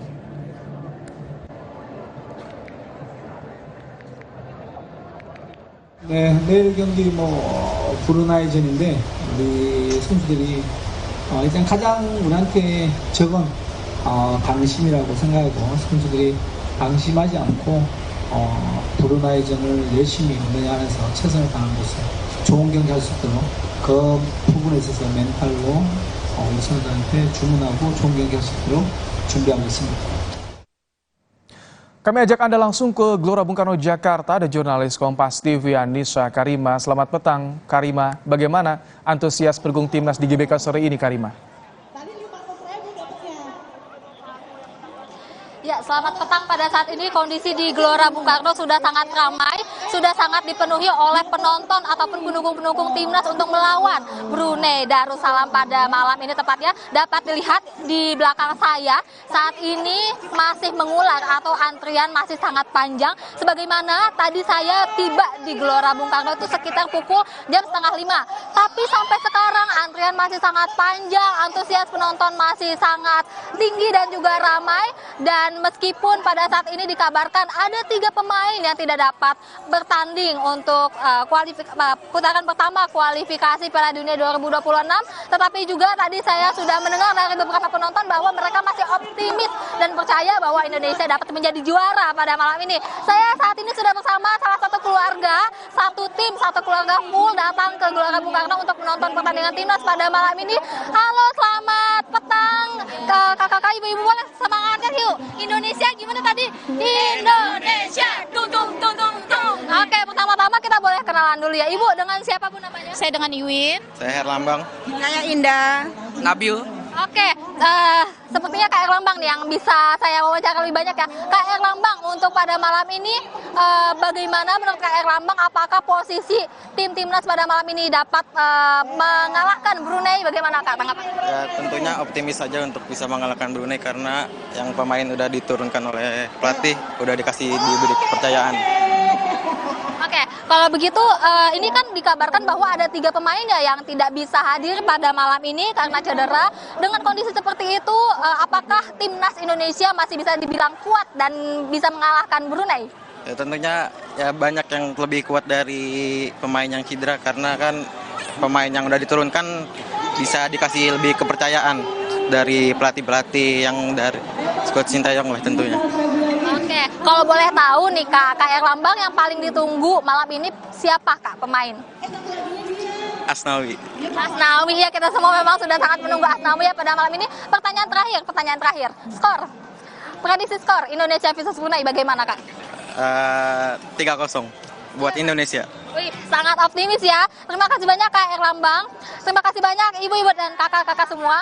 Tidak hanya sampai sana, saya juga masih punya salah satu pemain atau pendukung timnas yang sudah mempersiapkan dirinya lebih matang lagi, lebih effort lagi. Kak Katon, halo, selamat petang Kak Katon. Ya, siap, selamat petang. Ini sepertinya Kak Katon sudah menyiapkan banyak hal ya, salah satunya tato dan juga rambut sudah diwarnai. Boleh balik kanan, ini dia ada tato Sintayong, pelatih timnas Indonesia. Boleh tolong diceritakan nggak Kak Katon, kenapa sampai tato seperti ini Kak? Ya, kalau Garuda ini ya tetap dari bawah sampai atas, dari ujung sampai timur, semua suka timnas Indonesia semua, dukung timnas Indonesia semua. Kalau Sintayong, saya berharap Pak Erick Thohir tolong perpanjang kontrak Sintayong karena Pak Sintayong udah benar-benar berprestasi bawa timnas ke Asia. Nah, lalu kalau untuk prediksi, Kak Katon, prediksi pada malam ini Indonesia versus Brunei? 5-0 lah, 5-0 optimis. Oke, baik kalau gitu. Selamat menonton pertandingan pada malam nanti Kak Katon. Terima kasih banyak atas waktunya. Nah, Rahmat dan juga saudara, seperti itulah antusias penonton dan juga pendukung timnas Indonesia di GBK pada sore hari ini. Tadi juga ada sekeluarga yang nonton ke GBK begitu. Lalu juga ada Kak Katon yang sudah mentato seluruh badannya, bagian depan maupun bagian belakang. Hal itu juga merupakan salah satu tanda bahwa memang banyak sekali rakyat Indonesia yang berharap dan juga menantikan pertandingan malam ini, yang dimana kita juga sangat menunggu permainan dari timnas skuad Garuda melawan Brunei Darussalam. Rahmat Ibrahim. Terima kasih Anissa Karima untuk laporan Anda langsung dari Gelora Bung Karno, Jakarta. Kita tinggalkan soal timnas, kita beralih usai jeda ke informasi berikutnya. Militer Israel saudara terus membombardir jalur Gaza. Sebagian desa Askalan di jalur Gaza sejak malam hingga pagi diserang puluhan rudal militer Israel.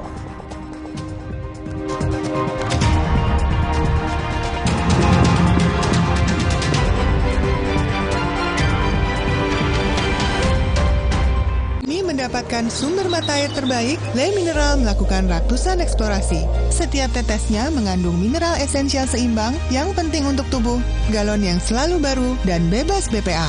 Inilah komitmen Le Mineral. Oh. Aha, aku tahu. Ayah butuh sikat gigi Pepsodent baru yang dibeli ibu. Ini pasti lebih nyaman. Pepsodent brilian?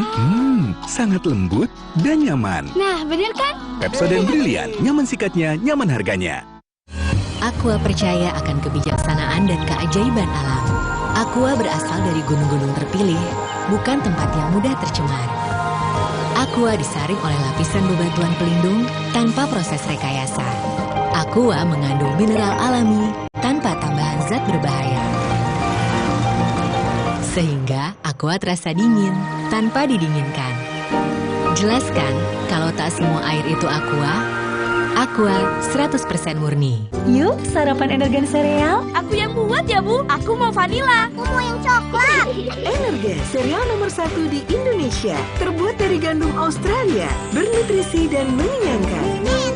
Kenyang. Aku pikir semua air mineral itu sama. Le mineral itu beda.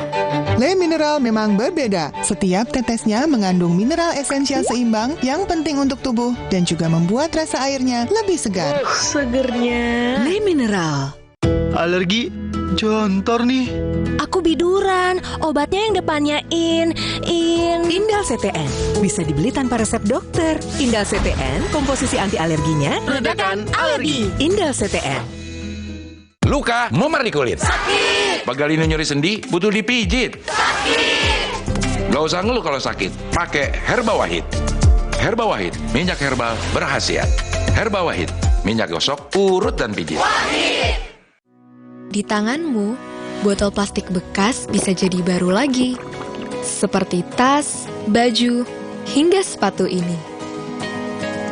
Bersama Gerakan Ekonomi Sirkular Nasional Le Mineral, mari mulai kebiasaan baru memilah sampah plastik dari rumah, menyalurkan lewat aplikasi, pemulung, ataupun bank sampah. Sampah plastikmu memberi nilai tambah untukmu dan juga untuk mereka. Dengan langkah sederhana, pisahkan sampah sesuai jenisnya, sampah organik, plastik termasuk PET, kertas, dan kaleng, lalu salurkan. Sampah plastik yang terpilah bisa didaur ulang. Mulai kebiasaan baru dan buat botol plastik bekasmu jadi baru lagi.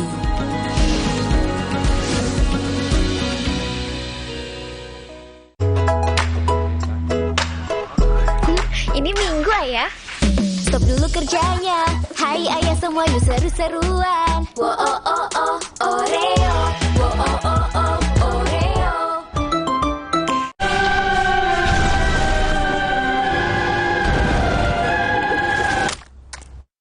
Tenang, ini bukan akhir dunia. Noda menetap tinggal dilap dengan formula terbaru Dulux Easy Clean.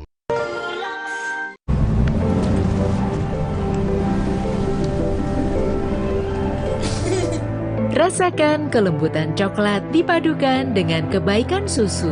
Cadbury Dairy Milk. Rasakan lembutnya kebaikan. Aqua percaya akan kebijaksanaan dan keajaiban alam. Aqua berasal dari gunung-gunung terpilih, bukan tempat yang mudah tercemar. Aqua disaring oleh lapisan bebatuan pelindung tanpa proses rekayasa. Aqua mengandung mineral alami tanpa tambahan zat berbahaya. Sehingga Aqua terasa dingin tanpa didinginkan. Jelaskan kalau tak semua air itu Aqua. Aqua 100% murni.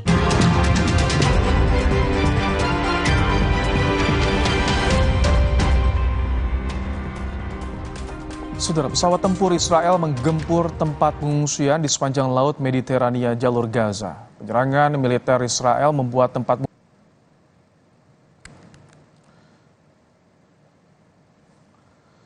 sejumlah warga di pengungsian Al-Shati Gaza, saudara, pada Kamis pagi mengevakuasi korban yang meninggal ataupun mencari korban yang selamat di antara reruntuhan bangunan. Mereka menggunakan peralatan seadanya untuk mencari korban selamat ataupun meninggal akibat serangan udara militer Israel.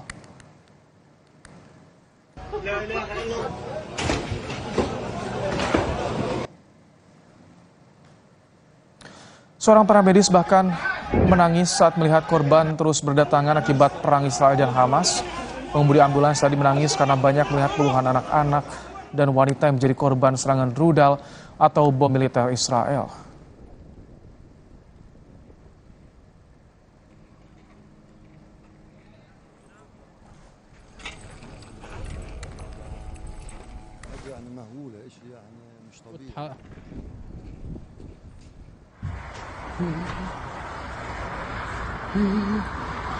Puluhan rudal dari militer Israel juga menyerang ke sana Askalan di jalur Gaza, Palestina sejak malam hingga pagi hari. Bahkan serangan roket Hamas juga saling menyerang balik di titik militer Israel. Suasana pagi hari di Askalan di jalur Gaza mencekam.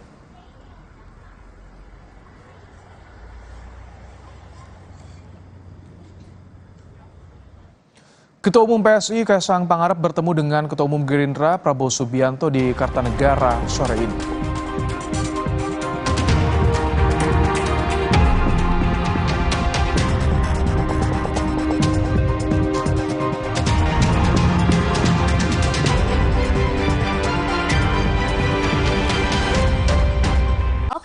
Sebagai produsen cat tembok lokal terbesar di tanah air merilis kampanye Avian Brands Support Mental Health with Healing Colors. Kita melihat adanya korelasi antara Avian Brands dengan isu kesehatan mental, yaitu adanya kesamaan di warna. Kuncinya ada di warna. Nah, Avian Brands ini kan kita menjual berbagai produk cat ya. Nah, di situ kita melihat adanya salah satu solusi yang bisa digunakan oleh para penderita kesehatan mental ini, yaitu melalui terapi warna. Kita mau orang tuh aware adanya gangguan kesehatan mental ini dan bagaimana cara bisa menanggulanginya dengan warna dulu nih. Yang penting ada tempat untuk healing dulu, seperti itu. Melalui produk unggulannya SunGuard All-in-One dan Super Silk Antinoda, Avian Brands mempersembahkan diskon khusus untuk 24 warna Healing Colors yang bisa didapatkan di toko yang bekerja sama atau di official store Avian Brands.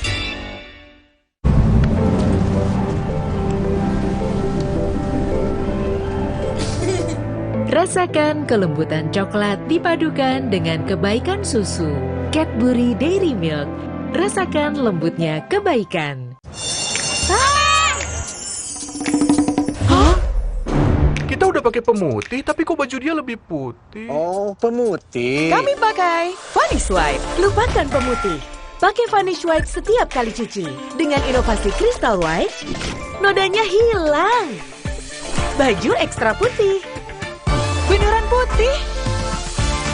Keren, nodanya hilang, beneran putih.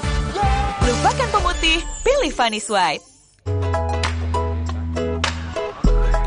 Ini Minggu ayah. Stop dulu kerjanya. Hai ayah semua yuk seru-seruan. Wo oh oh oh Oreo. Wo oh oh oh Oreo. Aqua percaya akan keajaiban alam. Maka kami tidak menggunakan galon sekali pakai. Galon kami disanitasi dengan seksama sebelum diisi ulang.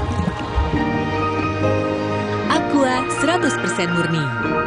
Yuk, sarapan Energen sereal. Aku yang buat ya, Bu. Aku mau vanila. Aku mau yang coklat. Energen, sereal nomor 1 di Indonesia. Terbuat dari gandum Australia. Bernutrisi dan mengenyangkan. Kenyang.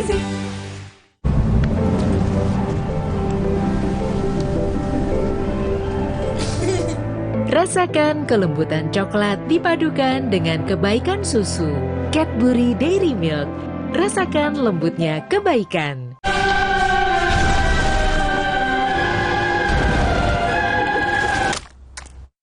Tenang, ini bukan akhir dunia. Noda menetap tinggal dilap dengan formula terbaru Dulux Easy Clean. Aqua percaya akan keajaiban alam. Maka kami tidak menggunakan galon sekali pakai. Galon kami disanitasi dengan seksama sebelum diisi ulang. Aqua 100% murni.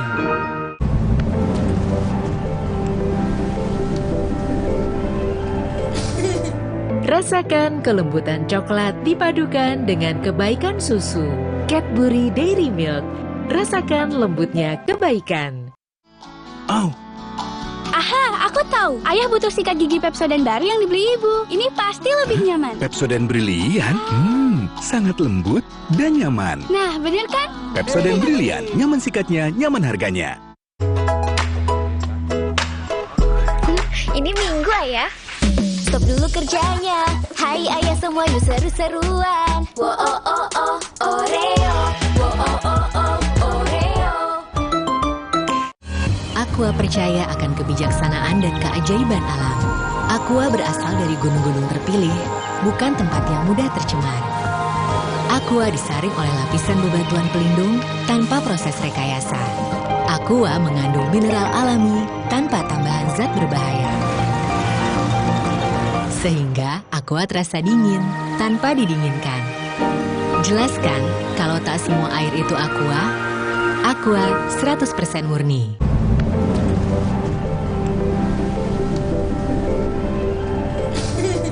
Rasakan kelembutan coklat dipadukan dengan kebaikan susu. Cadbury Dairy Milk. Rasakan lembutnya kebaikan. Baru mie sedap rawit pingit ayam jerih. Satu-satunya dengan rawit asli. Mie sedap rawit pingit ayam jerih. Mie kenyal dan gurih kaldu ayam bikin nagih. Sedapnya rawit pingit. Mie sedap rawit pingit ayam jerih. Dari Wispo.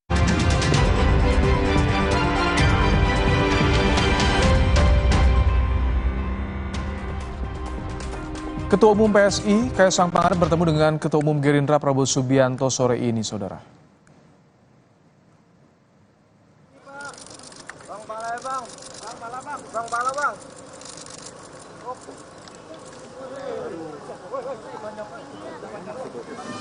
Ketua Umum PSI, Kaisang Pangarep bertemu Prabowo Subianto di rumah Prabowo, kawasan Kertanegara, Jakarta Selatan. Kedatangan Kaisang disambut langsung oleh Ketua Umum Gerindra Prabowo Subianto. PSI memastikan kunjungan Kaisang menyambut ajakan Ketum Gerindra Prabowo Subianto sebelumnya yang telah mengundang Kaisang untuk bertemu di kediamannya di Kertanegara, Jakarta Selatan. Sebelumnya Prabowo Subianto juga pernah mengunjungi kantor PSI.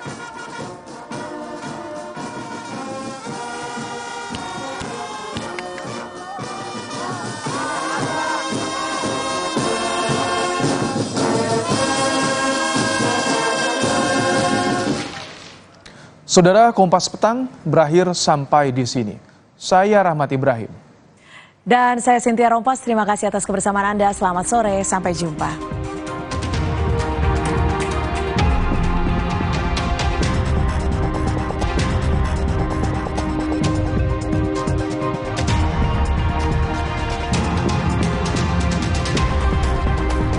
Malam, saya Liviana Charlisa. Dan saya Cindy Sistiarani. Korupsi di Kementerian Pertanian.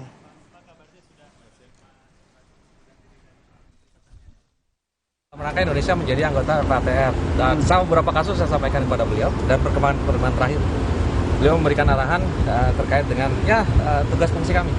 Thank you ya, makasih ya. Kasusnya apa aja? Ya? Kasusnya apa aja Pak? Nah, nanti ya. Contoh kasusnya? Contoh kasus Pak. Yang berkembang sekarang lah pokoknya saya.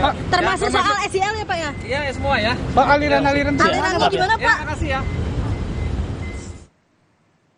KPK telah menetapkan mantan Menteri Pertanian Syahrul Yassin Limpo sebagai tersangka kasus dugaan korupsi di Kementerian Pertanian. Selain Syahrul, 2 anak buahnya juga menjadi tersangka. KPK menyatakan kasus dugaan korupsi di Kementan masuk tahap penyidikan.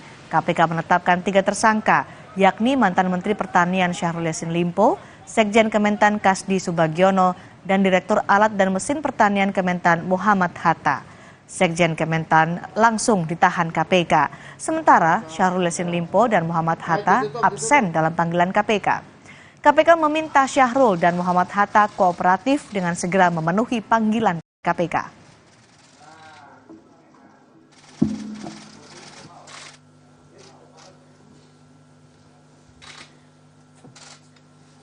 Dengan menetapkan dan mengumumkan tersangka sebagai berikut. 1. SYL, Menteri Pertanian Republik Indonesia, periode 2019-2024. 2. KS, Sekretaris Jenderal Kementerian Pertanian Republik Indonesia. Ketiga adalah MH, Direktur Alat dan Mesin Pertanian, Direktorat Jenderal Prasarana dan Sarana Pertanian Kementerian Pertanian Republik Indonesia. Tim penyidik menahan tersangka KS untuk 20 hari pertama terhitung 11 Oktober 2023 sampai dengan 30 Oktober 2023 di rutan KPK. Sedangkan tersangka SYL dan tersangka MH hari ini mengkonfirmasi tidak bisa hadir Untuk itu kami ingatkan kooperatif dan segera hadir memenuhi panggilan tim penyidik KPK. Sejak menjabat sebagai Menteri Pertanian 2019 lalu, Syahrul Yassin Limpo telah meraup uang setoran dari anak buahnya senilai 13,9 miliar rupiah. KPK menyebut uang itu digunakan untuk kepentingan pribadi Syahrul, seperti membayar tagihan kartu kredit dan cicilan mobil mewah. Uang oleh SYL yang juga diketahui KS dan MH antara lain untuk pembayaran cicilan kartu kredit dan cicilan pembelian mobil Alphard milik SYL.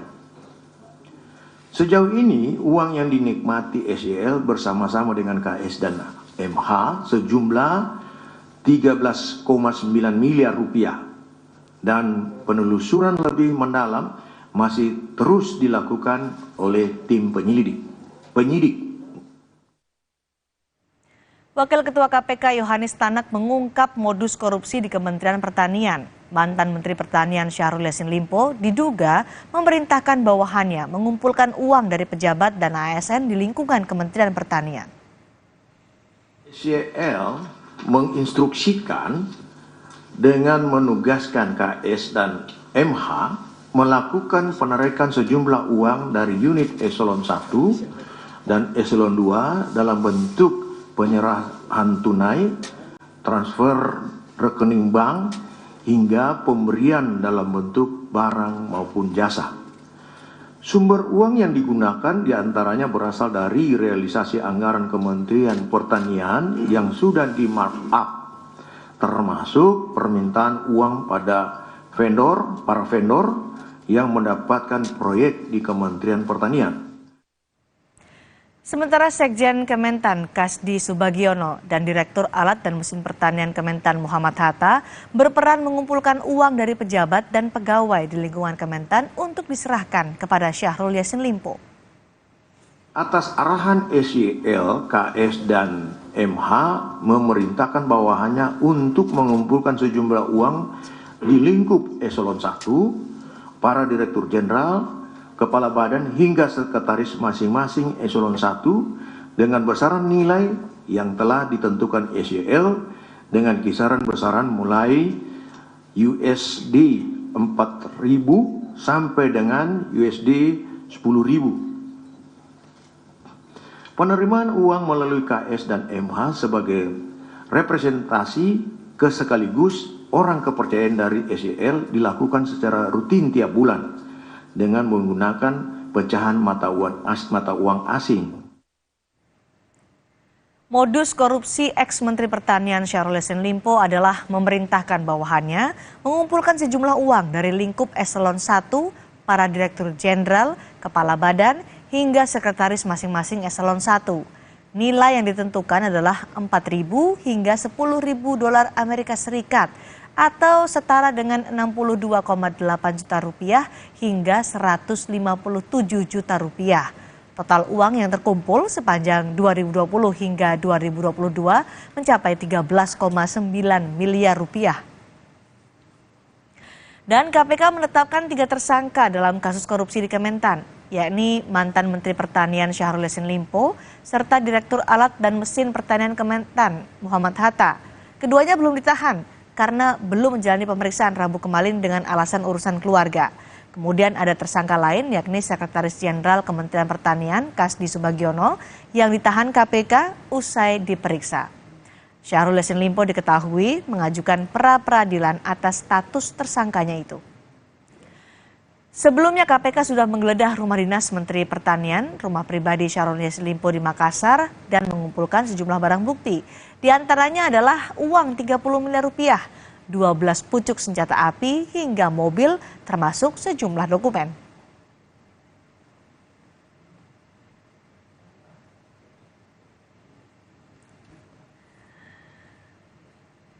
Bendahara Umum Partai Nasdem Ahmad Syaroni mengaku Syahrul Yassin Limpo pernah mentransfer uang 20 juta rupiah bantuan bencana ke fraksi Nasdem di DPR.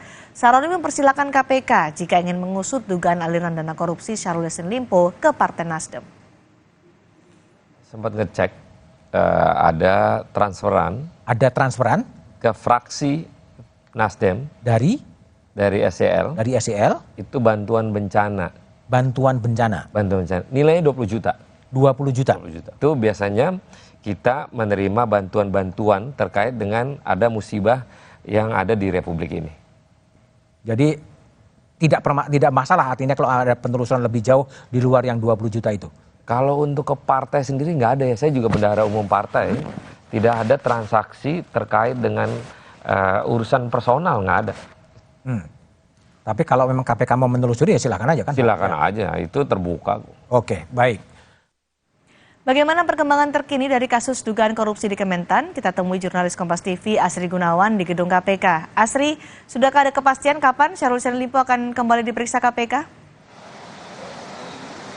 Ya, berdasarkan informasi yang kami dapatkan dari kuasa hukum Syahrul Yassin Limpo, Febri Diansyah, bahwa untuk jadwal pemeriksaan ulang terhadap ex-Mentan Syahrul Yassin Limpo ini akan dilakukan besok, Jumat 13 Oktober 2023. Seharusnya mantan Menteri Pertanian ini, Syahrul Yassin Limpo, diperiksa oleh KPK pada kemarin hari Rabu, sekaligus dengan penetapan dan juga konferensi pers penetapan tersangka kasus dugaan korupsi di lingkup Kementerian Pertanian. Namun Syahrul Yassin Limpo ini berhalangan hadir dengan alasan keluarga begitu. Ia harus membesuk ibunya yang sedang sakit di Makassar. Hal ini juga sudah disampaikan oleh kuasa hukum Syahrul Yassin Limpo, Febri Diansyah, kepada tim penyidik KPK dan kemudian melakukan koordinasi untuk menentukan jadwal pemeriksaan ulang terhadap Syahrul Yassin Limpo. Dan dari hasil koordinasi antara kuasa hukum Syahrul Yassin Limpo dengan tim penyidik KPK ini akhirnya disepakati atau juga dikonfirmasi akan dilakukan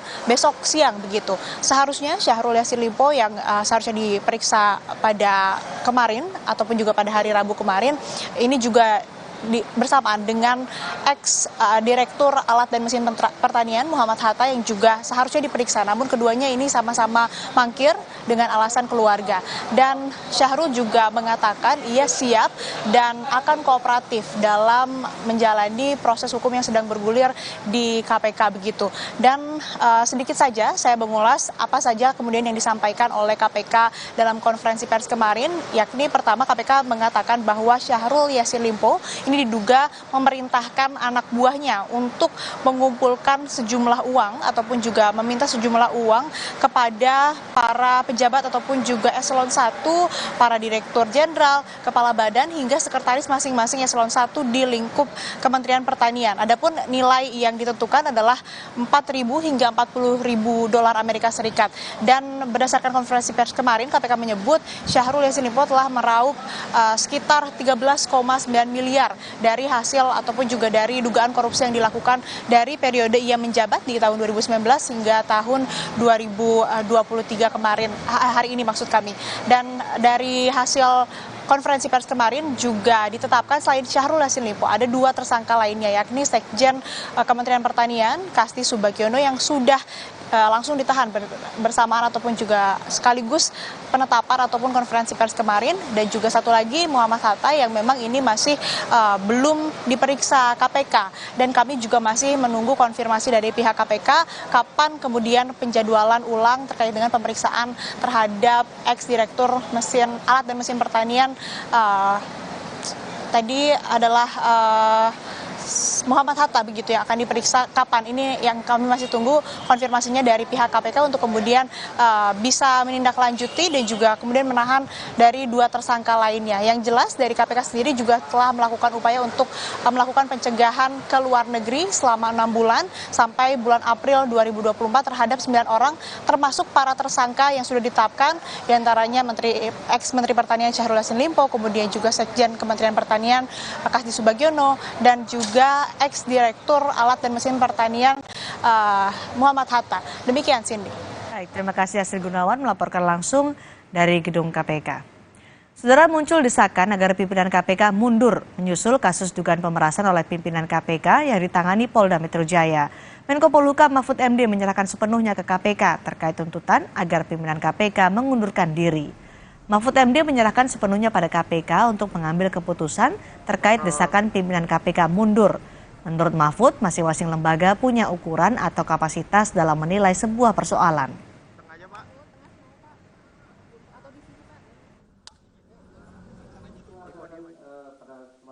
Ya namanya desakan, ada yang nyuruh mundur, ada yang tidak nyuruh mundur, ya biarkan aja nanti disikapi sendiri oleh KPK. Tapi kan punya ukuran-ukuran sendiri. Penyidik Polda Metro Jaya telah memeriksa 11 saksi dalam kasus dugaan pemerasan oleh pimpinan KPK kepada ex-mentan Syahrul Yassin Limpo.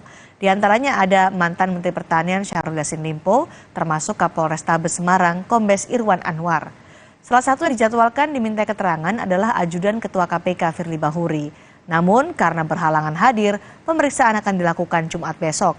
Sejauh ini 11 saksi telah diperiksa dalam kasus dugaan pemerasan oleh pimpinan KPK terhadap ex-mentan Syahrul Yassin Limpo. Mengutip Kompas.com, Direktur Kriminal Khusus Polda Metro Jaya menyebut sudah menjadwalkan ulang pemeriksaan ajudan Ketua KPK Firly Bahuri Jumat besok setelah ia tidak hadir dalam pemeriksaan sebelumnya.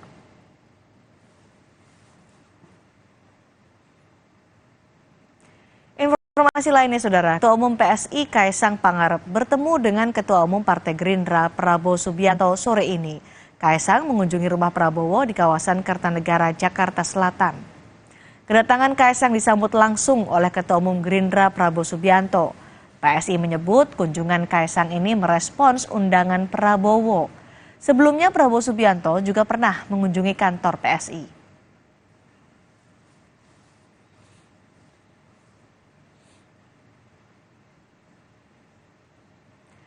Bakal Capres Ganjar Pranowo kembali mengungkap sosok kriteria bacawa presnya. Ganjar menyebut cawapres yang dipilih harus satu visi dengannya.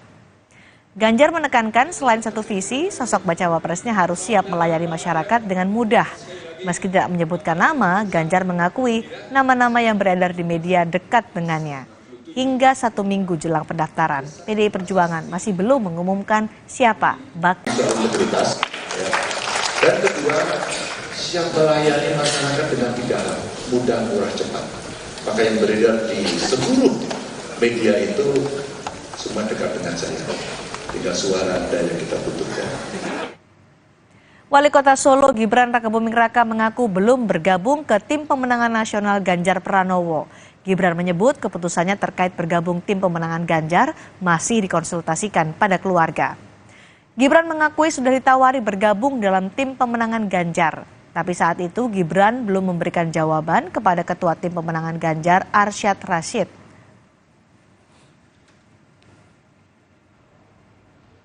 Belum. Oke. Atau tidak memberi jawaban atau gimana? Saya sudah memberi jawaban. Saya minta waktu untuk konsultasi dulu dengan keluarga. Oke. Makasih. Menko Polhukam Mahfud MD meminta masyarakat tidak berspekulasi untuk putusan MK terkait uji materi batas usia Capres-Cawapres. Mahfud meminta masyarakat menunggu putusan MK Senin pekan depan. Merespons polemik uji material batas usia Capres-Cawapres, Mahfud meminta masyarakat tidak berprasangka menjelang putusan MK. Mahfud menyebut tidak usah meramal putusan MK.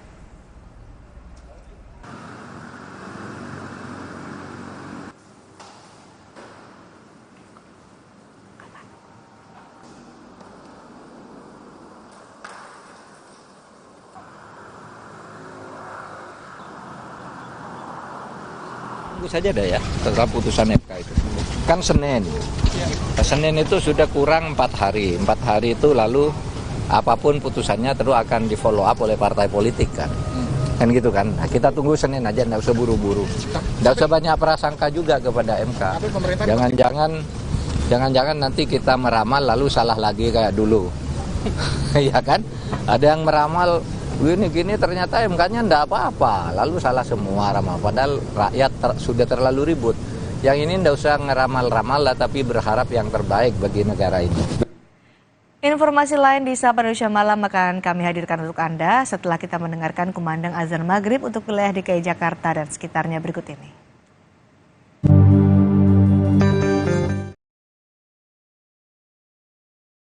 Menteri Pertanian 2019 lalu, Syahrul Yassin Limpo telah meraup uang setoran dari anak buahnya senilai 13,9 miliar rupiah. KPK menyebut uang itu digunakan untuk kepentingan pribadi Syahrul, seperti membayar tagihan kartu kredit dan cicilan mobil mewah. Uang oleh SYL yang juga diketahui KS dan MH, antara lain untuk pembayaran cicilan kartu kredit dan cicilan pembelian mobil Alphard milik SEL. Sejauh ini, uang yang dinikmati SEL bersama-sama dengan KS dan MH sejumlah 13,9 miliar rupiah dan penelusuran lebih mendalam masih terus dilakukan oleh tim penyidik. Wakil Ketua KPK Yohanes Tanak mengungkap modus korupsi di Kementerian Pertanian. Mantan Menteri Pertanian Syahrul Yassin Limpo diduga memerintahkan bawahannya mengumpulkan uang dari pejabat dan ASN di lingkungan Kementerian Pertanian. SEL menginstruksikan dengan menugaskan KS dan MH melakukan penarikan sejumlah uang dari unit eselon 1 dan eselon 2 dalam bentuk penyerahan tunai, transfer rekening bank, hingga pemberian dalam bentuk barang maupun jasa. Sumber uang yang digunakan diantaranya berasal dari realisasi anggaran Kementerian Pertanian yang sudah di markup, termasuk permintaan uang pada para vendor yang mendapatkan proyek di Kementerian Pertanian. Sementara Sekjen Kementan Kasdi Subagiono dan Direktur Alat dan Mesin Pertanian Kementan Muhammad Hatta berperan mengumpulkan uang dari pejabat dan pegawai di lingkungan Kementan untuk diserahkan kepada Syahrul Yassin Limpo. Atas arahan SEL, KS dan MH memerintahkan bawahannya untuk mengumpulkan sejumlah uang di lingkup eselon 1, para direktur jenderal, kepala badan hingga sekretaris masing-masing eselon 1 dengan besaran nilai yang telah ditentukan SEL dengan kisaran besaran mulai USD 4.000 sampai dengan USD 10.000. Penerimaan uang melalui KS dan MH sebagai representasi sekaligus orang kepercayaan dari SEL dilakukan secara rutin tiap bulan dengan menggunakan pecahan mata uang asing. Modus korupsi ex-Menteri Pertanian Syahrul Yassin Limpo adalah memerintahkan bawahannya mengumpulkan. Selamat menunaikan ibadah sholat maghrib bagi Anda yang berada di wilayah DKI Jakarta dan sekitarnya, Saudara. Kita lanjutkan kembali informasi di Sapa Indonesia Malam terkait dengan Ketua KPU Hashim Asyari yang menanggapi gugatan batas usia Capres-Cawapres yang akan diputus Mahkamah Konstitusi 16 Oktober mendatang. Ketua KPU menegaskan peraturan KPU masih bisa diubah jika nantinya MK mengabulkan gugatan. Ketua KPU Hashim Asyari mengatakan sudah menandatangani peraturan KPU tentang pendaftaran Capres dan Cawapres 9 Oktober 2023 lalu. PKPU masih memuat batas minimal usia Capres dan Cawapres 40 tahun. Namun Ketua KPU menyebut peraturan itu masih bisa direvisi seandainya MK mengabulkan gugatan soal batas minimal usia Capres dan Cawapres.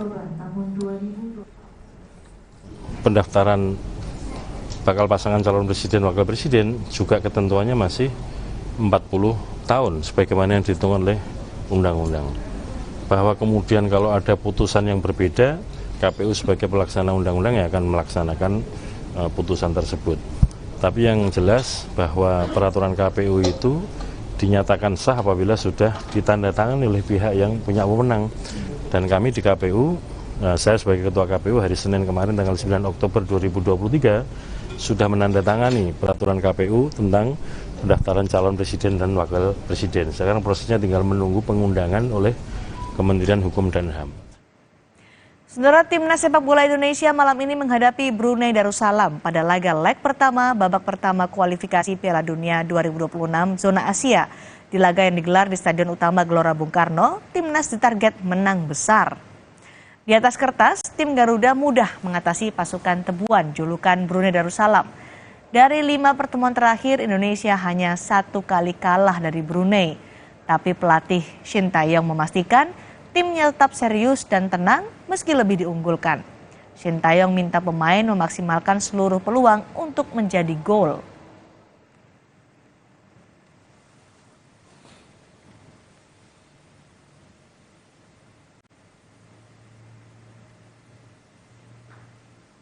네, 현재 코로나 이전인데 우리 선수들이 일단 가장 우리한테 적은 방심이라고 생각이 들고 선수들이 방심하지 않고 코로나 이전을 열심히 운영하면서 최선을 다하면서 좋은 경기 할 수 있도록 그 부분에 있어서 멘탈로 선수들한테 준비하고 좋은 경기 할 수 있도록 준비하고 있습니다.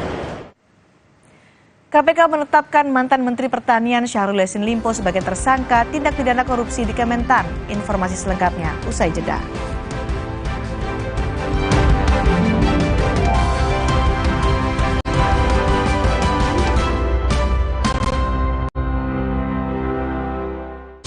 Jalan yuk! Usia nambah, gerak susah ya. Kesehatan sendi harus diperhatikan. Rajin gerak badan tak berlebihan. Bila perlu, minum Wellmove. Diproduksi dengan teknologi modern, higienis, dan halal. Wellmove, bergerak itu nikmat. Untuk membantu atasi capek, pegal, dan nyeri otot, pakai Hotin Cream. Kalau untuk meredakan nyeri sendi, rematik dan keseleo, nah, itu pakai Hotin DCL baru. Bahan aktif DCL-nya efektif mengobati rematik, lindung, dan nyeri sendi. Hotnya, Hotin banget deh. Ketika sakit, tubuh butuh waktu hingga 6 bulan untuk pulih. Minum Ensure Go dengan HMB dan triple protein dukung kekuatan dan bantu jaga daya tahan tubuh lebih cepat agar hidup makin berkualitas. Minum 2 kali sehari. Ukong, bagus buat perokok. Sudah muncul natural Sari Kunyit Plus dengan zat aktif kurkumin dan black pepper. Diproses dengan suhu rendah agar zat aktifnya terjaga. Lebih cepat atasi masalah lambung, daya tahan tubuh kuat. Sudah muncul natural Sari Kunyit Plus. Good. Aqua percaya akan keajaiban alam, maka kami tidak menggunakan galon sekali pakai. Galon kami disanitasi dengan seksama sebelum diisi ulang. Aqua 100% murni. Ketika sakit, tubuh butuh waktu hingga 6 bulan untuk pulih. Minum Ensure Go dengan HMB dan triple protein dukung kekuatan dan bantu jaga daya tahan tubuh lebih cepat agar hidup makin berkualitas. Minum 2 kali sehari. Omehar, minyak ikan pilihan dari laut dalam. Omehar, suplemen omega 3 esensial. Dalam mini kapsul, lebih mudah ditelan. Diproses dengan teknologi modern di Amerika. Bantu melihara kesehatan tubuh kini dan nanti. Pak, ada kurma? Yakin cari kurma, Bu? Kan bukan Ramadan. Sari kurma Arab, yakin ada di Sari Kurma TJ. Baik diminum kapan aja. Dipanen di Arab, dikemas di Indonesia. Sari Kurma TJ, enak, halal, yakin. Aqua percaya akan keajaiban alam, maka kami tidak menggunakan galon sekali pakai. Galon kami disanitasi dengan seksama sebelum diisi ulang. Aqua 100% murni.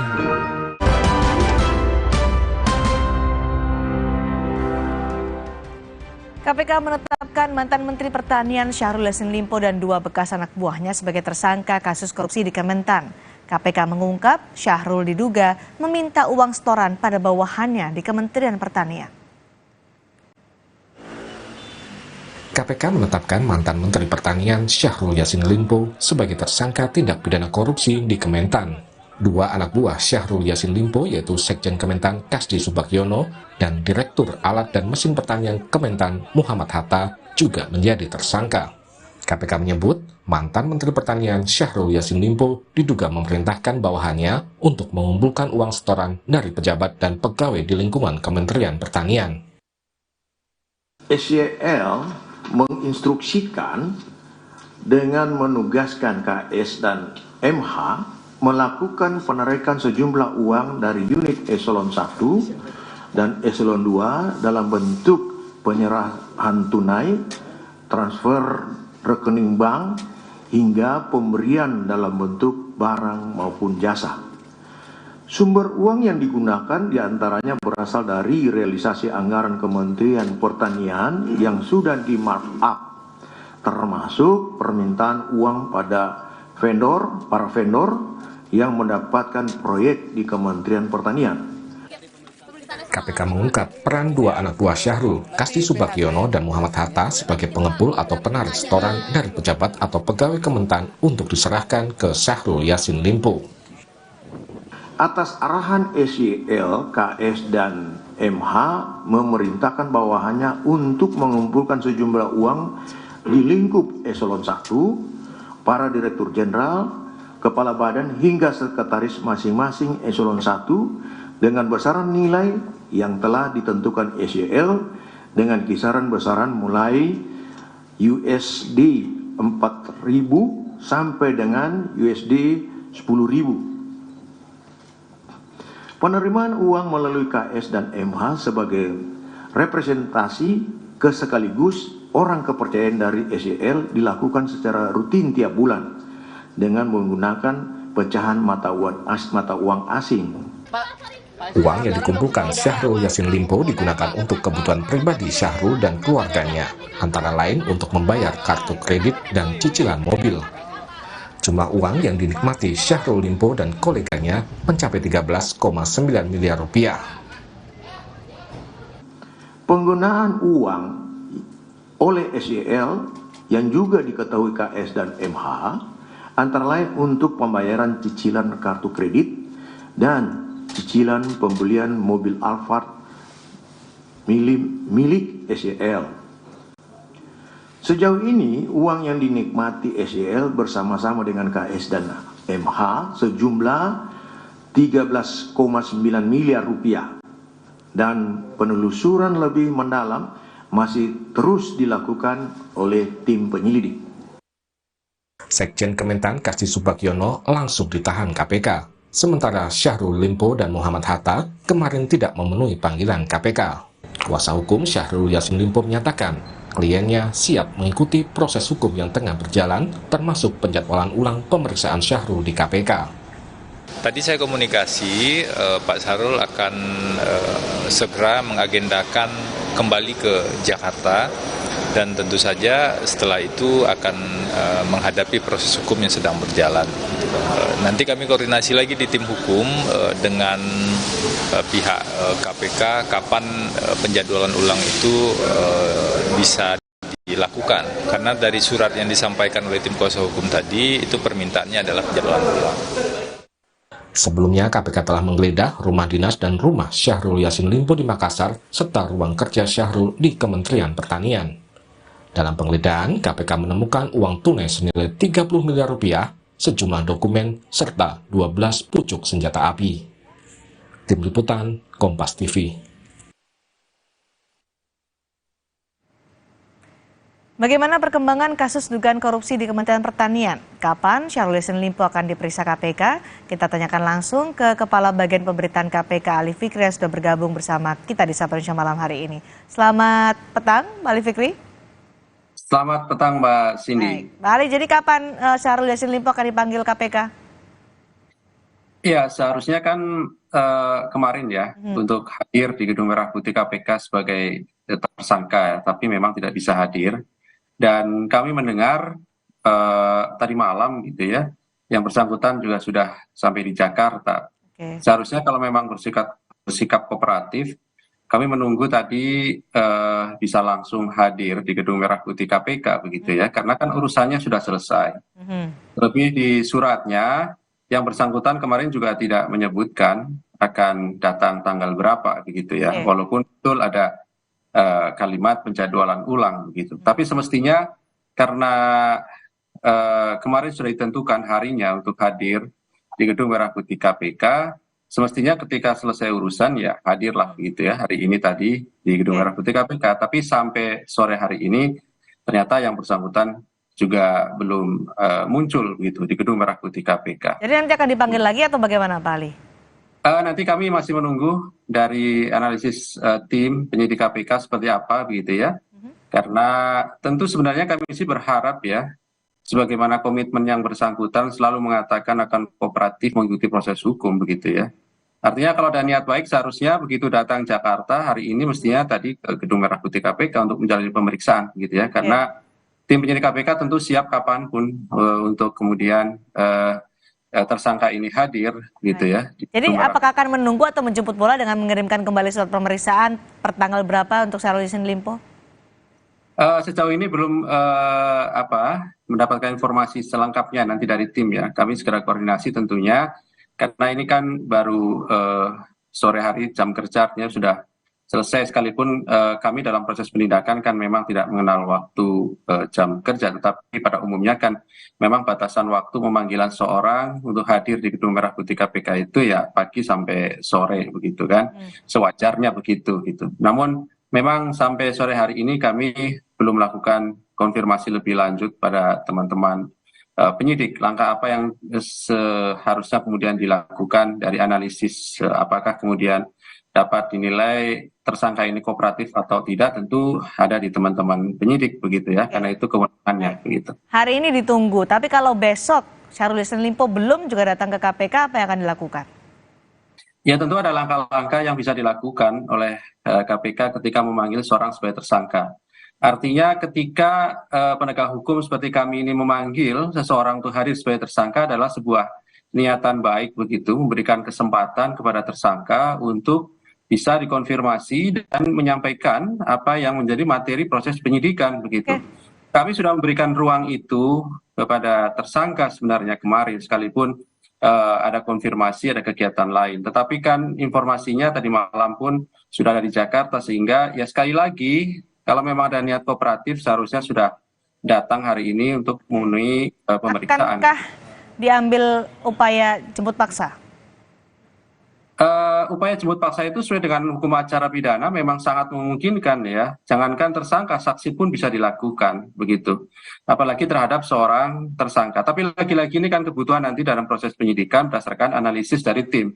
Artinya tim penyidik yang akan menentukan apakah kebutuhan untuk misalnya jemput paksa itu bisa dilakukankah atau tidak untuk proses penanganan agar lebih cepat begitu ya. Kami juga tentu melihat bahwa proses penanganan perkara ini dibutuhkan cepat begitu ya. Setelah kemarin kami umumkan para tersangkanya, setelah melalui proses-proses yang panjang dari mulai penyelidikan di awal Januari 2023 dan kemudian penyidikan, penggeledahan, mengkonfirmasi terhadap beberapa orang saksi sekitar 15-an, dan kemudian kami memanggil para tersangka ini juga sebagai saksi ya, 2 orang hadir kemarin, berikutnya kami panggil sebagai tersangka hanya 1 yang hadir. Oleh karena itu tentu kesempatan-kesempatan terhadap para tersangka ini untuk hadir itu sudah kami berikan ruangnya begitu ya. Baik. Namun sampai malam hari ini ternyata juga belum muncul di Gedung Merah Putih KPK. Baik, di pemanggilan nanti apakah akan langsung ditahan atau masih ada pemeriksaan-pemeriksaan lainnya? Secara teknis tentu dilakukan pemeriksaan oleh tim ya untuk mengkonfirmasi beberapa hal, tim penyidik tentunya. Berikutnya nanti tim akan menilai ya syarat subjektif maupun syarat objektif sesuai ketentuan. Apakah kemudian seseorang tersangka yang hadir dan dilakukan pemeriksaan itu dapat dilakukan penahanan atau tidak. Nanti itu teknis sebenarnya ya, kewenangan dari tim penyidik untuk kemudian menentukan, baru kemudian diusulkan pada struktural di penindakannya, apakah kemudian dilakukan penahanan atau tidak setelah dilakukan pemeriksaan. Tapi lagi-lagi yang terpenting adalah tersangkanya hadir dulu begitu. Yang penting kan itu. Dari kemarin kami tunggu sampai malam hari ini sebenarnya kan. Oke, upaya jemput paksa itu masih menjadi opsi ya, yang juga masih terbuka opsi itu jemput paksa bagi tersangka Syahrul Yassin Limpo. Baik, Pak Ali, KPK kemarin kan menjelaskan kronologi korupsi Kementerian Pertanian terkait uang setoran dari bawahan. Apakah modusnya hanya soal uang setoran ini atau masih ada kasus lainnya yang menyangkut Syahrul Yassin Limpo? Karena disebut ada 3 klaster, kemudian uang yang disebut sebagai hasil mengumpulkan setoran dari bawahannya 13,9 juta, padahal yang ditemukan di penggeledahan di rumah dinas dan juga di rumah dinas Syahrul Yassin Limpo ada 30 miliar rupiah. Ya, jadi apa yang kemudian kami sampaikan, kami bacakan poin-poin dalam kongres kemarin adalah pintu masuknya begitu ya, Mbak Cindy begitu ya. Jadi tentu tidak bisa kami detailkan seperti apa modus dan dugaan perbuatan begitu ya, mens rea dan actus reus tentunya dari para tersangka ini begitu. Karena kan setelah kami lakukan penahanan bukan berarti perkaranya selesai begitu, tapi justru kemudian kami punya waktu 4 bulan ke depan untuk menyelesaikannya begitu. Oleh karena itu kan tentu tidak bisa kami buka selebar-lebarnya apa yang kemudian diperoleh dari hasil proses penyelidikan. Tapi poinnya adalah apa yang kemudian kami sampaikan setidaknya itulah sebagai pintu masuknya. Uang 13,9 adalah pintu masuk untuk bisa naik pada proses penyidikan. Artinya kasus yang berbeda dengan uang 30 miliar yang ditemukan di rumah dinas? Nah, artinya itu dua hal yang berbeda begitu. Dalam pengembangannya, kemudian ketika kami melakukan penggeledahan kan ditemukan uang kurang lebih sekitar 30 miliar secara cash dan 400 juta di rumah salah satu tersangka lainnya. Itu adalah proses yang kemudian kami temukan pada proses penyidikan. Dalam penyidikannya pintu masuknya 13,9 ya.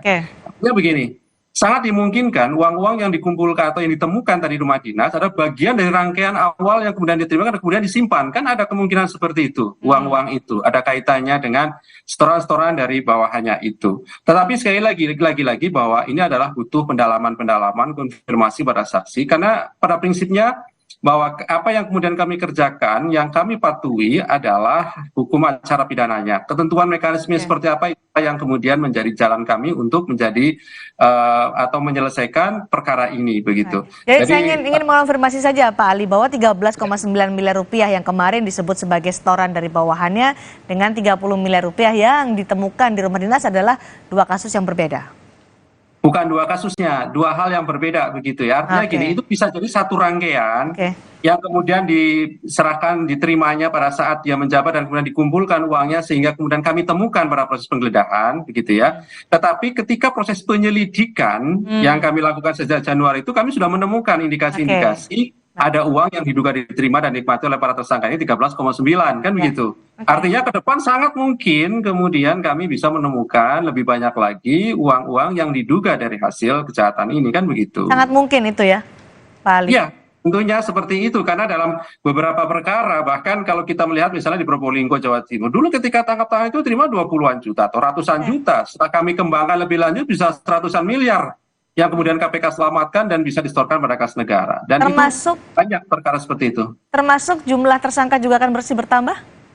Ya sangat mungkin ketika nanti dalam proses penyidikan dari 3 orang tersangka ini kami kan mengkonfirmasi banyak saksi. Kami pasti menemukan banyak fakta-fakta yang ternyata kemudian ada fakta-fakta hukum, keterlibatan pihak lain, pasti kami kembangkan ke sana. Prinsipnya sepanjang kemudian kami menemukan kecukupan alat bukti. Sekali lagi, basis kerja kami adalah kecukupan alat bukti sebagaimana ketentuan hukum yang berlaku. Kami tidak akan pernah melanggar hukum ketika menegakkan hukum tidak ada korupsi itu sendiri. Itu prinsip kami, Mbak Cindy. Baik. Pak Yohanes Tanak kemarin juga menyatakan bahwa akan mendalami aliran dana dari Syahrul Yassin Limpo ke partai politik. Sejauh mana KPK sudah mengusut ini? Ya tentu aliran dana ini bagian dari, kan tadi ada klaster-klaster lain yang disebutkan Mbak Cindy tadi selain pemerasan dalam jabatan, gratifikasi dan TPPU kan begitu ya. Ketika kami mengusut perkara TPPU tentu kan follow the money. Kita kejar uang, aliran uangnya. Siapapun kepada siapapun, siapa menerima berapa dan seterusnya. Bagian dari pendalaman-pendalaman dalam proses penyidikan ini. Termasuk kalau kemudian fakta-faktanya ada yang ke partai politik tertentu misalnya, ya pasti kemudian kami dalami juga ke sana. Prinsipnya siapapun begitu ya, yang diduga kemudian turut menikmati dari hasil kejahatan ini, ya pasti kemudian kami konfirmasi kan begitu. Ini sudah disebut oleh pimpinan KPK kemarin, Yohanes Tanak, apakah sudah ada yang mengarah ke sana karena sampai disebut akan mendalami aliran dana ke partai politik? Iya, prinsipnya ke siapapun, ke partai politik, ke individu-individu, ke keluarga ini, seterusnya pasti kami dalami ya, karena kemarin kan banyak pertanyaan-pertanyaan dari teman-teman media terkait dengan informasi-informasi yang beredar di luar. Tentu hal itu pasti kami dalami lebih lanjut dalam proses pengembangan perkara yang sedang kami lakukan ini. Setidaknya waktu 4 bulan yang diberikan oleh ketentuan hukum, itulah yang akan kami optimalkan untuk menyelesaikannya begitu. Baik, kasus mantan Menteri Pertanian Syahrul Yassin Limpo yang sekarang berproses di KPK, ini kan juga beririsan dengan kasus yang sedang diproses di Polda Metro Jaya yang melibatkan pimpinan KPK. Ada desakan pimpinan KPK ketika menangani kasus ini dinonaktifkanlah atau nonaktif supaya tidak ada konflik kepentingan. Bagaimana KPK menjawab terkait dengan hal itu? Yang pertama, bukan hanya di Polda saya kira, Dewan Pengawas KPK juga sudah menerima terkait dengan dugaan etiknya. Silakan saja semuanya berjalan, baik itu Dewan Pengawas KPK dan di Polda, begitu ya. Tetapi jangan lupakan bahwa ada perkara pokok yang sedang diselesaikan oleh KPK dan kami juga mengajak masyarakat untuk terus mengawal, termasuk teman-teman media terkait hal ini, begitu ya. Silahkan, karena tentu kan penegak hukum punya kewenangan, punya tugas pokok dan fungsinya sepanjang kemudian memang ada aturan-aturan, ada kewenangan-kewenangan yang dimilikinya sesuai dengan aturan hukum. Kita hargai dan hormati, begitu ya. Jadi akankah nonaktif atau tidak, Pak Ali? Ya, terkait dengan tadi itu, apakah kemudian harus aktif nonaktif? Pertanyaannya adalah apakah dalam proses penyidikan itu juga sudah ada ditetapkan tersangka sepanjang yang kami tahu? Itu adalah proses penyidikan umum, seperti halnya dugaan kebocoran di SDM juga sudah naik proses penyidikan kemarin itu kan. Artinya bahwa ini adalah proses penyidikan umum, berbeda dengan di KPK ketika penyidikan itu sudah pasti, sejauh ini sudah pasti ada tersangkanya. Ketika di penegak hukum lain, kejaksaan ataupun kepolisian itu ada kita sebut dengan penyidikan umum. Belum ada tersangkanya, tapi dalam perjalanan bisa menetapkan. Oleh karena itu tentu, begini Mbak Cindy, kami di KPK kalau dalam konteks pimpinan tentu kan ada kolektif kolegial gitu ya. Sampai hari ini itu semua pimpinan kelima-limanya masih mempunyai kewenangan dalam menjalankan tugas dan pokok fungsinya. Justru kemudian tidak ikut dalam proses-proses pengambil keputusan dan lain-lain akan menjadi masalah hukum begitu. Kami tidak ingin terjebak di situ. Prinsipnya sepanjang kemudian aturan-aturannya ada diberikan undang-undang sebagai bagian dari amanat ketentuan undang-undang, pasti kemudian KPK jalankan. Kan di situ. Oke, masih menunggu proses di Polda Metro Jaya berarti ya, Pak Ali ya? Terkait nanti bagaimana siapa tersangka yang ditetapkan. Silahkan sesuai dengan koridor dan ketentuan sepanjang memang ada ketentuan hukum dan kewenangan yang menaunginya begitu ya, sesuai dengan tupoksinya begitu. Baik, perkembangan penyidikan di Polda Metro Jaya dan juga terutama di KPK juga masih akan tunggu bagaimana perkembangannya. Terima kasih Pak Ali Fikri, Kepala Bagian Pemberitaan KPK sudah bergabung dan berbagi informasi bersama kami di Sapa Indonesia malam hari ini. Selamat petang. Saudara, konflik Hamas dan Israel masih memanas. Israel mengepung total wilayah Gaza. Apa yang bisa dilakukan Indonesia untuk mencegah bencana kemanusiaan saat serangan Hamas Israel belum juga mereda? Sesaat lagi akan kami bahas.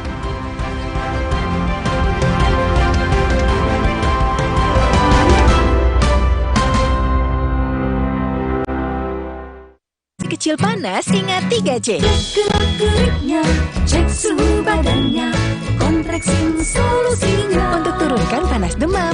Kontreksin, bila si kecil. Andalan Ibu Siaga. Aqua percaya akan keajaiban alam. Maka kami tidak menggunakan galon sekali pakai. Galon kami disanitasi dengan seksama sebelum diisi ulang. Aqua 100% murni. Alergi jontor nih. Aku biduran, obatnya yang depannya Indal CTN. Bisa dibeli tanpa resep dokter. Indal CTN, komposisi anti alerginya redakan alergi. Indal CTN. Luka, memar di kulit. Sakit. Pegal ini nyeri sendi, butuh dipijit. Sakit. Gak usah ngeluh kalau sakit, pakai Herba Wahid. Herba Wahid, minyak herbal berkhasiat. Herba Wahid, minyak gosok, urut dan pijit. Wahid. Ketika sakit, tubuh butuh waktu hingga 6 bulan untuk pulih.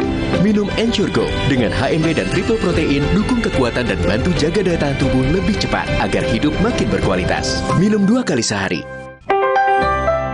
Hey, ada madu teja sase, madu teja sase, sehat berstamina. Banyak manfaatnya. Madu teja saset, enak sehatnya. Niatku madu TJ hitam pahit dengan kualitas madu TJ plus manfaat ekstrak herbal. Niatku demi anakku. Niatku demi istriku. Madu TJ hitam pahit. Niatku jaga kesehatan.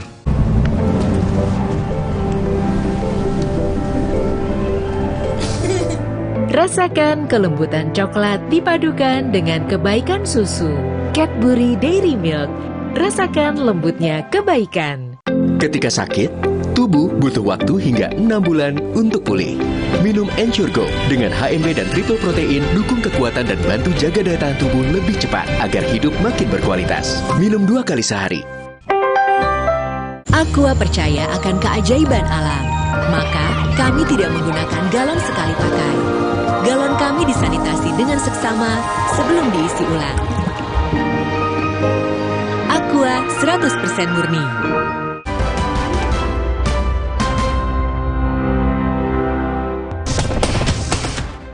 Serangan besar-besaran secara mendadak dilancarkan Hamas ke Israel akhir pekan lalu. Situasi semakin mencekam setelah Israel mendeklarasikan perang seusai serangan Hamas. Hingga kini saling serang antara Israel dan Hamas terus berlanjut, menewaskan lebih dari 2.200 jiwa. Konflik Israel-Hamas yang berkepanjangan mengancam keselamatan warga sipil dan semakin banyaknya korban jiwa. Indonesia adalah termasuk negara yang meminta perang dihentikan demi kemanusiaan. Berdasar data dari Worldometer pada Juli tahun 2023, jumlah penduduk Palestina hanya sebanyak 5,4 juta jiwa, sementara penduduk Israel 9,2 juta jiwa. Israel kini mengepung total wilayah Gaza. Hal itu dapat meningkatkan angka korban jiwa. Pengamat menilai Indonesia bisa membantu meredam konflik yang berkecamuk di Gaza. Seperti apa upaya yang bisa dilakukan Indonesia? Kami bahas setelah informasi berikut ini.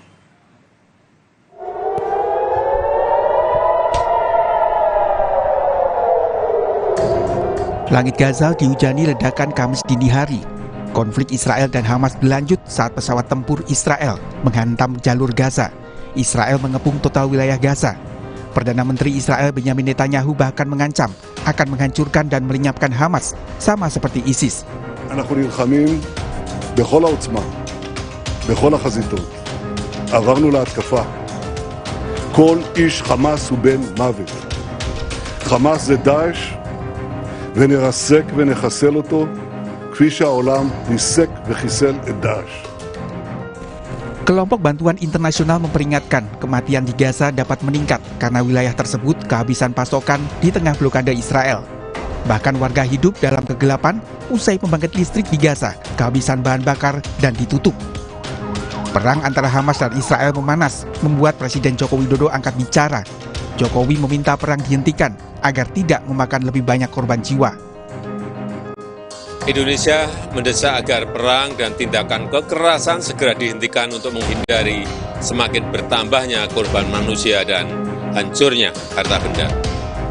Karena eskalasi konflik dapat menimbulkan dampak kemanusiaan yang lebih besar. Saya minta Menteri Luar Negeri dan jajaran kementerian terkait segera mengambil tindakan cepat untuk melindungi WNI yang berada di wilayah konflik. Saat ini ada 45 WNI di Palestina, termasuk WNI jalur Gaza. Kementerian Luar Negeri menyebut upaya evakuasi dilakukan berkoordinasi dengan Palang Merah Internasional melalui jalur kemanusiaan. Terus berbagai macam koordinasi dengan berbagai macam pihak. Situasi di lapangan sangat sulit. Kita sudah koordinasi dengan pihak ASI-ASI. Ibu Menteri Luar Negeri telah berkomunikasi dengan Presiden ASI-ASI di Jenewa untuk meminta dukungan terkait dengan jalur kemanusiaan. Kemudian Menlu juga sudah berkomunikasi dengan Menlu Filipina. Karena Filipina juga ada warganya di Gaza. Kita akan koordinasikan untuk proses evakuasi mereka. Pengamat politik Timur Tengah Hasibullah Satrawi menilai Indonesia bisa membantu meredam konflik yang berkecamuk di Gaza. Salah satunya melalui upaya komunikasi dengan negara-negara yang dekat dengan Palestina maupun Israel. Secara jangka pendek, kita bisa menghubungi para pihak atau negara-negara yang punya hubungan lebih langsung dan lebih berpengaruh terhadap Israel dan Palestina.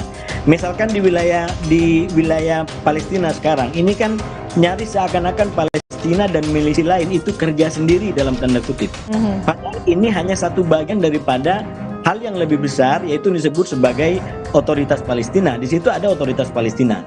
Maka menurut saya otoritas Palestina harus lebih dominan, didorong harus lebih bersuara untuk bagaimana mengambil mediasi-mediasi agar menentukan ini bukan justru Hamas dan kelompok-kelompok perlawanan semata-mata. Ini jangan dibiarkan Hamas dan kelompok perlawanan jalan sendiri. Konflik di Gaza berkecamuk sejak Sabtu pekan lalu saat rudal Hamas menghantam Israel. Jumlah korban jiwa dari kedua sisi kini tembus di angka 30.000 jiwa. Tim Liputan, Kompas TV. Konflik antara Hamas dan Israel masih berkecamuk di Gaza. Korban jiwa bahkan mencapai 3.000 orang. Bagaimana posisi Indonesia dalam konflik dua wilayah itu? Apa yang bisa dilakukan Indonesia untuk mencegah bencana kemanusiaan saat serangan Hamas Israel belum juga mereda? Kita berbincang dengan tenaga ahli utama KSP Siti Rohaini Zuhayatin dan pakar hukum internasional Hikmahanto Yuwana. Selamat sore, Bu. Selamat sore, Prof. Selamat sore, Mbak Cindy. Selamat sore, Prof. Baik, Bu Siti, Indonesia mengecam agresi di Gaza. Lalu apa yang bisa dilakukan untuk bisa menghentikan agresi itu? Terima kasih Mbak Cindy. Tentu kita meng-highlight lagi pernyataan Bapak Presiden ya, bahwa untuk yang paling immediate itu adalah menghentikan dulu, menghentikan kontak senjata di antara dua pihak itu. Itulah yang disampaikan oleh Bapak Presiden. Setelah itu tentu saja Indonesia mendorong seperti yang juga telah dilakukan dalam berbagai kesempatan agar upaya perdamaian antara Palestina dan Israel segera diwujudkan ya, dan komitmen Indonesia tidak pernah berubah dari sejak awal ya, 1947 sampai pada saat Indonesia menjadi anggota Dewan Keamanan PBB dan juga pada saat itu memegang keketuaan. Indonesia terus lantang untuk menyampaikan adanya perdamaian dan juga mendorong mendorong Israel dan Palestina untuk mematuhi parameter dari resolusi yang telah ditetapkan oleh PBB, terutama tentang solusi dua negara. Jadi kita tetap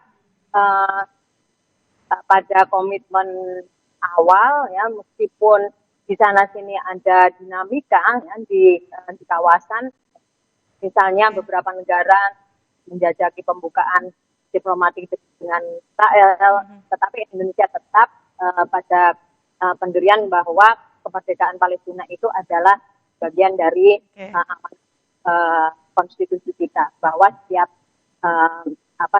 setiap manusia setiap itu mempunyai kemerdekaan. Bu Siti, sudahkah ada komunikasi yang terjalin dengan negara-negara terdekat baik dari Palestina dan juga Israel? Tentu Kementerian Luar Negeri terus secara aktif ya, Ibu Menlu terus juga menjalin hubungan dengan negara-negara di kawasan ya. Keanggotaan kita di OKI juga menjadi satu jalan ya bagi Indonesia untuk bersama-sama mendorong adanya satu pertemuan yang mendesak ya, baik itu di OKI ataupun juga PBB di dalam mengatasi persoalan yang berlangsung di Palestina dan Israel. Baik, Prof. Mungkinkah Indonesia ambil peran untuk menghentikan agresi? Kita masih ingat Presiden Jokowi pada saat perang Rusia-Ukraina pecah bertemu dengan pemimpin dua negara. Kalau saat ini mungkinkah Indonesia mengambil bagian dengan cara yang sama? Oke, sebelum saya bicara peran Indonesia ya, saya ingin sampaikan bahwa serangan yang surprise gitu ya, yang tidak diperkirakan sebelumnya oleh Israel, oleh Hamas, ini membuat Israel itu marah sekali dan dendam sekali.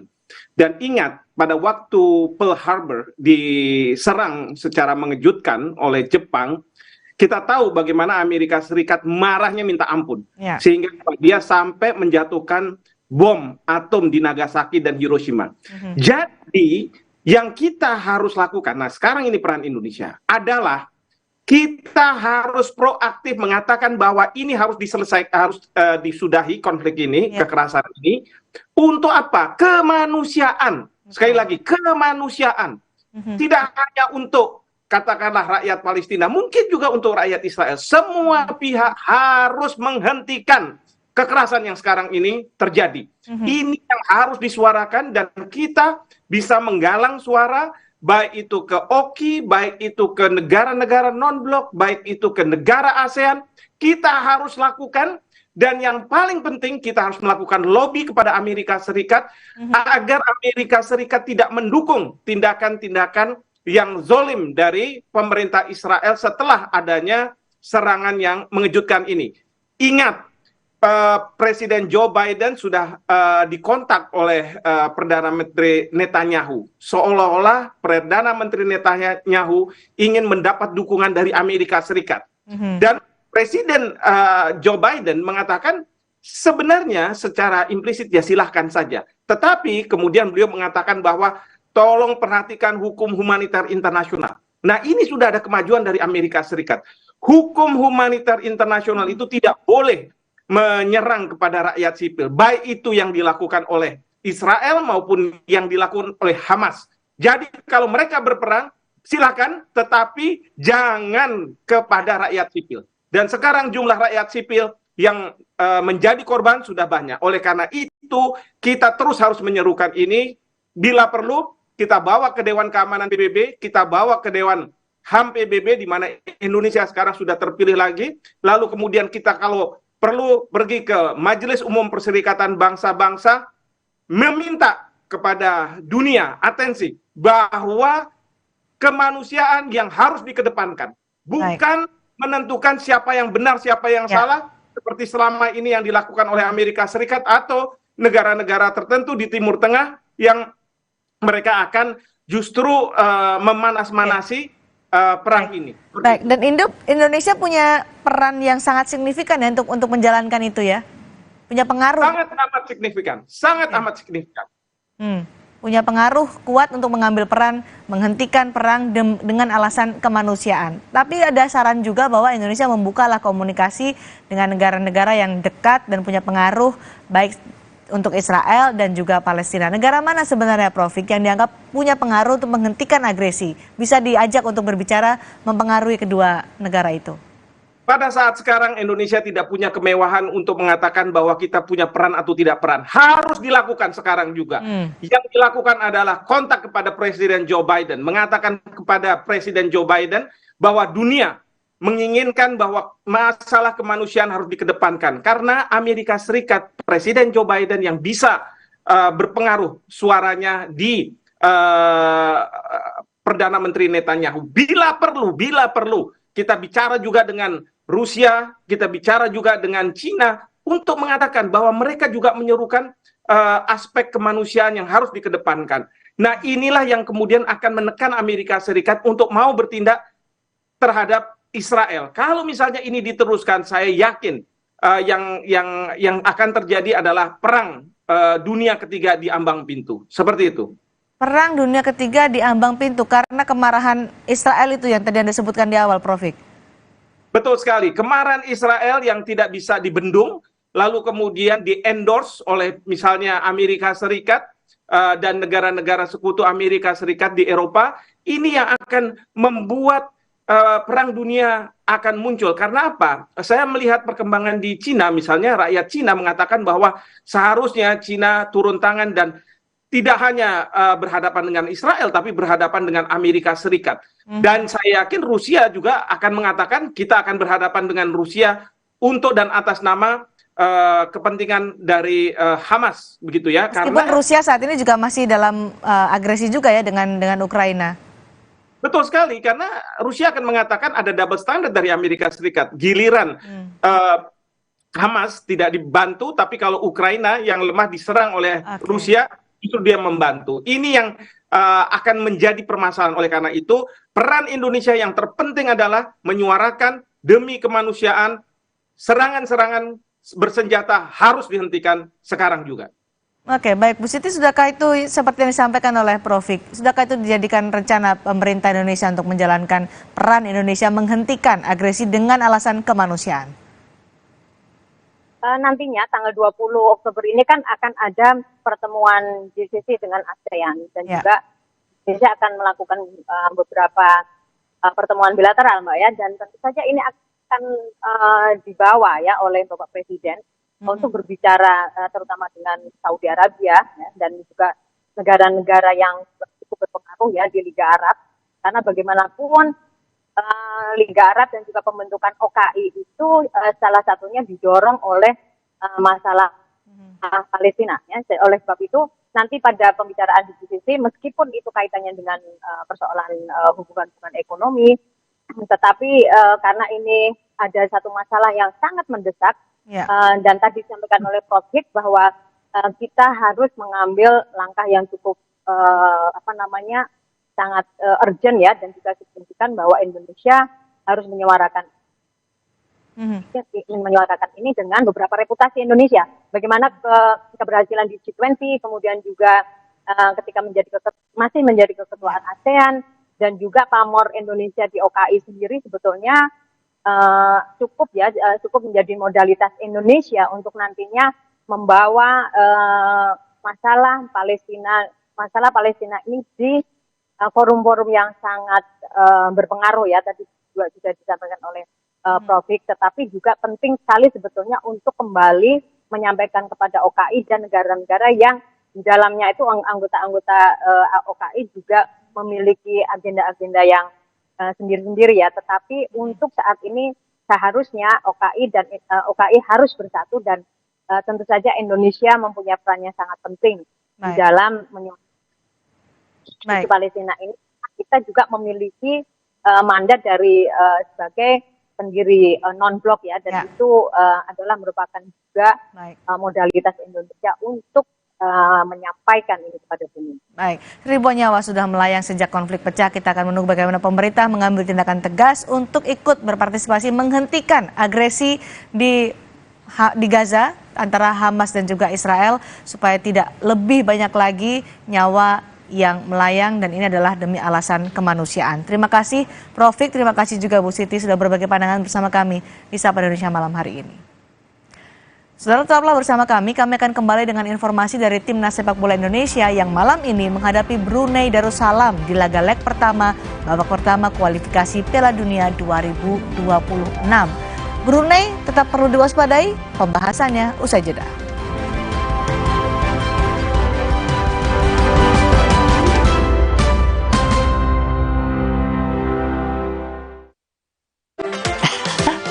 Sekarang badan gampang pegal dan lelah. Itu bisa jadi masalah di otot, tulang, dan jantung. Minum Entrasol. Dengan ekstrak buah zaitun, bantu jaga kesehatan otot, tulang, dan jantung. Jadi bisa tetap aktif. Entrasol. Wah, makan. Udah nggak takut kolesterol naik nih. Kan habis makan langsung Benecol. Lanstan esternya, hajar kolesterol dari makanan yang habis kita makan. Nutri Benecol.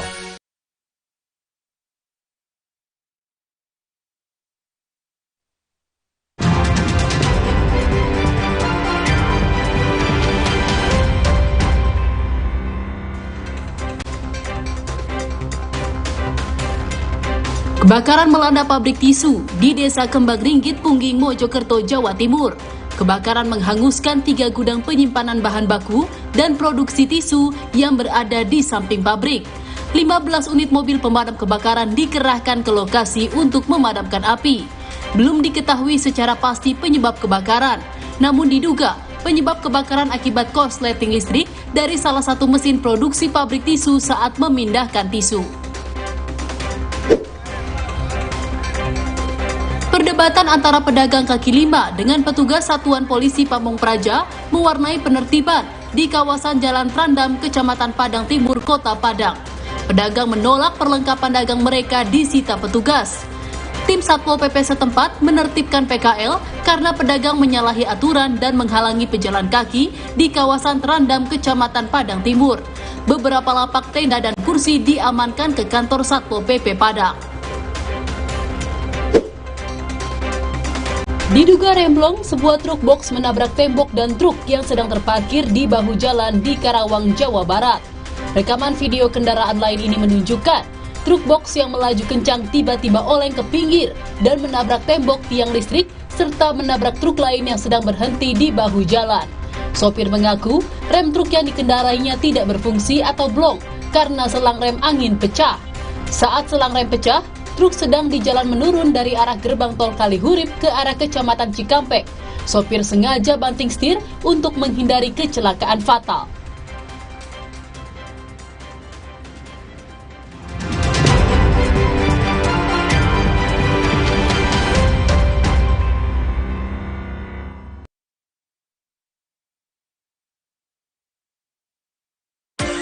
Duh, badan suka gampang pegal dan lelah. Bisa jadi ada masalah di otot, tulang, dan jantung, mah. Nah, minum Entrasol dengan ekstrak buah zaitun, bantu jaga kesehatan otot, tulang, dan jantung. Bisa tetap aktif berdua. Entrasol.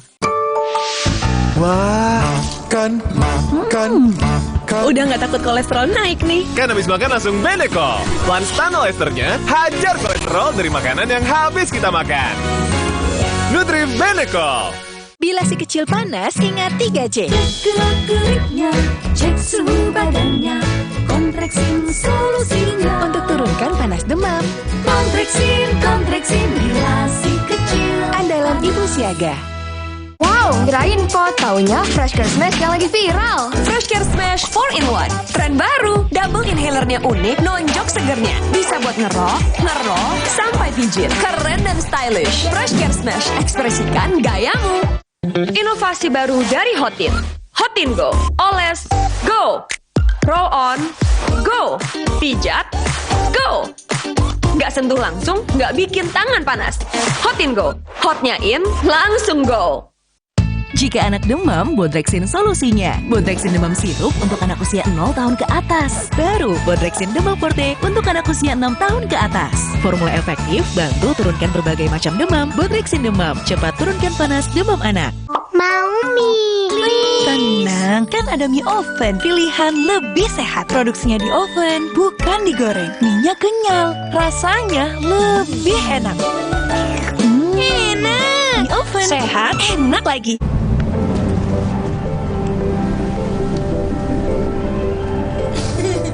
Rasakan kelembutan coklat dipadukan dengan kebaikan susu. Cadbury Dairy Milk. Rasakan lembutnya kebaikan. Oh, Aha, aku tahu. Ayah butuh sikat gigi Pepsodent baru yang dibeli ibu. Ini pasti lebih nyaman. Pepsodent Brilian? Sangat lembut dan nyaman. Nah, bener kan? Pepsodent Brilian, nyaman sikatnya, nyaman harganya. Jika anak demam, Bodrexin solusinya. Bodrexin demam sirup untuk anak usia 0 tahun ke atas. Baru Bodrexin demam forte untuk anak usia 6 tahun ke atas. Formula efektif, bantu turunkan berbagai macam demam. Bodrexin demam, cepat turunkan panas demam anak. Langkahku tak pernah berhenti karena kesegarannya. Gevija Perfume Beauty Body Wash baru dengan rose water dan argan oil merawat dan melembutkan kulitku saat mandi. Gevija Perfume Beauty Body Wash Rose Water and Argan Oil baru. Wingscare.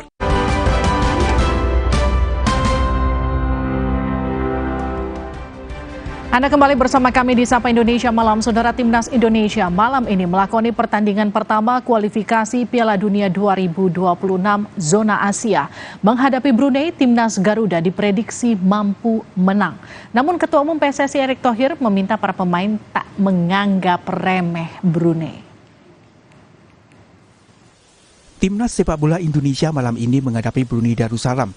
Pada laga leg pertama, babak pertama kualifikasi Piala Dunia 2026 zona Asia.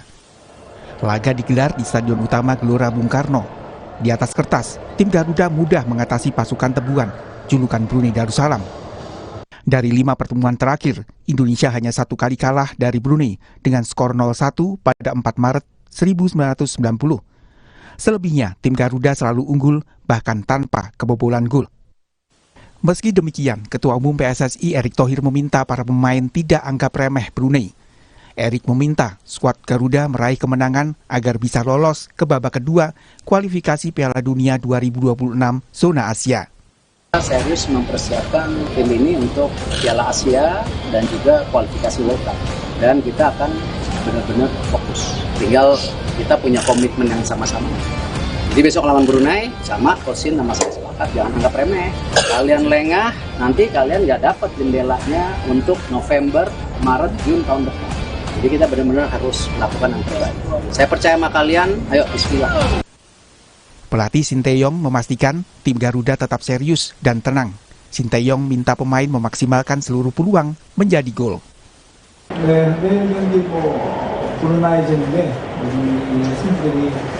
일단 가장 우리한테 적은 방심이라고 생각하고 팀들이 방심하지 않고 브루나이전을 열심히 응원하면서 최선을 다하고 있어요. 좋은 경기 할 수 있도록 그 부분에 있어서 멘탈로 팀들한테 주문하고 좋은 경기 할 수 있도록 준비하고 있습니다.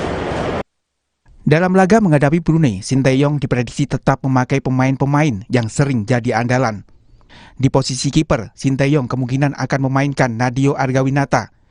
Di benteng pertahanan, Elkan Bagot akan tetap jadi andalan Sinteyong. Kapten Timnas Asnawi Mangku Alam akan menjaga kedalaman lini tengah sekaligus membantu serangan. Sementara untuk ujung tombak, Sinteyong bisa mengandalkan Ramadan Sananta. Sedangkan pasukan Tebuan tetap mengandalkan pemain-pemain seniornya. Di posisi kiper ada nama Haimi Abdullah Nyaring. Di sektor pertahanan, penyerang Indonesia harus menghadapi hadangan fullback senior Brunei, Muiz Sisa. Timnas Brunei juga diperkuat Nasiruddin Ismail yang posisinya sebagai penyerang tengah. Nasiruddin Ismail mempunyai kecepatan yang dapat merepotkan Rizky Ridho dan Elkan Bagot. Selain itu, Brunei juga diperkuat Adi Said, penyerang senior yang memiliki kecepatan.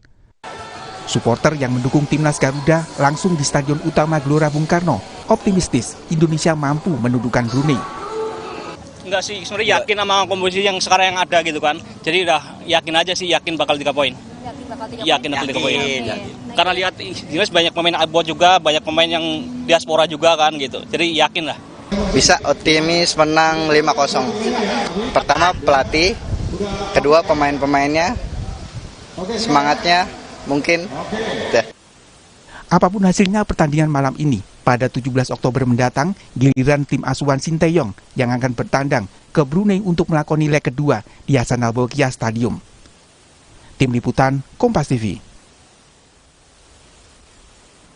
Saudara, berkaca dari laga-laga sebelumnya apa yang harus diwaspadai dari Brunei? Karena kalau kita lihat memang secara di atas kertas timnas Indonesia itu diprediksi mampu untuk menaklukkan Brunei. Tapi kalau kita lihat memang komposisinya Brunei itu diisi oleh pemain-pemain senior. Bisakah kemudian para Garuda muda kita kemudian menaklukkan Brunei secara optimal dalam permainannya pada malam hari ini, tidak mengecilkan para pemain Brunei, jadi hasilnya bisa lebih optimal? Kita akan berbincang dengan pengamat sepak bola Anton Sanjoyo, tapi kita masih mencoba untuk memperbaiki sambungan komunikasi kita dengan Bung Joy.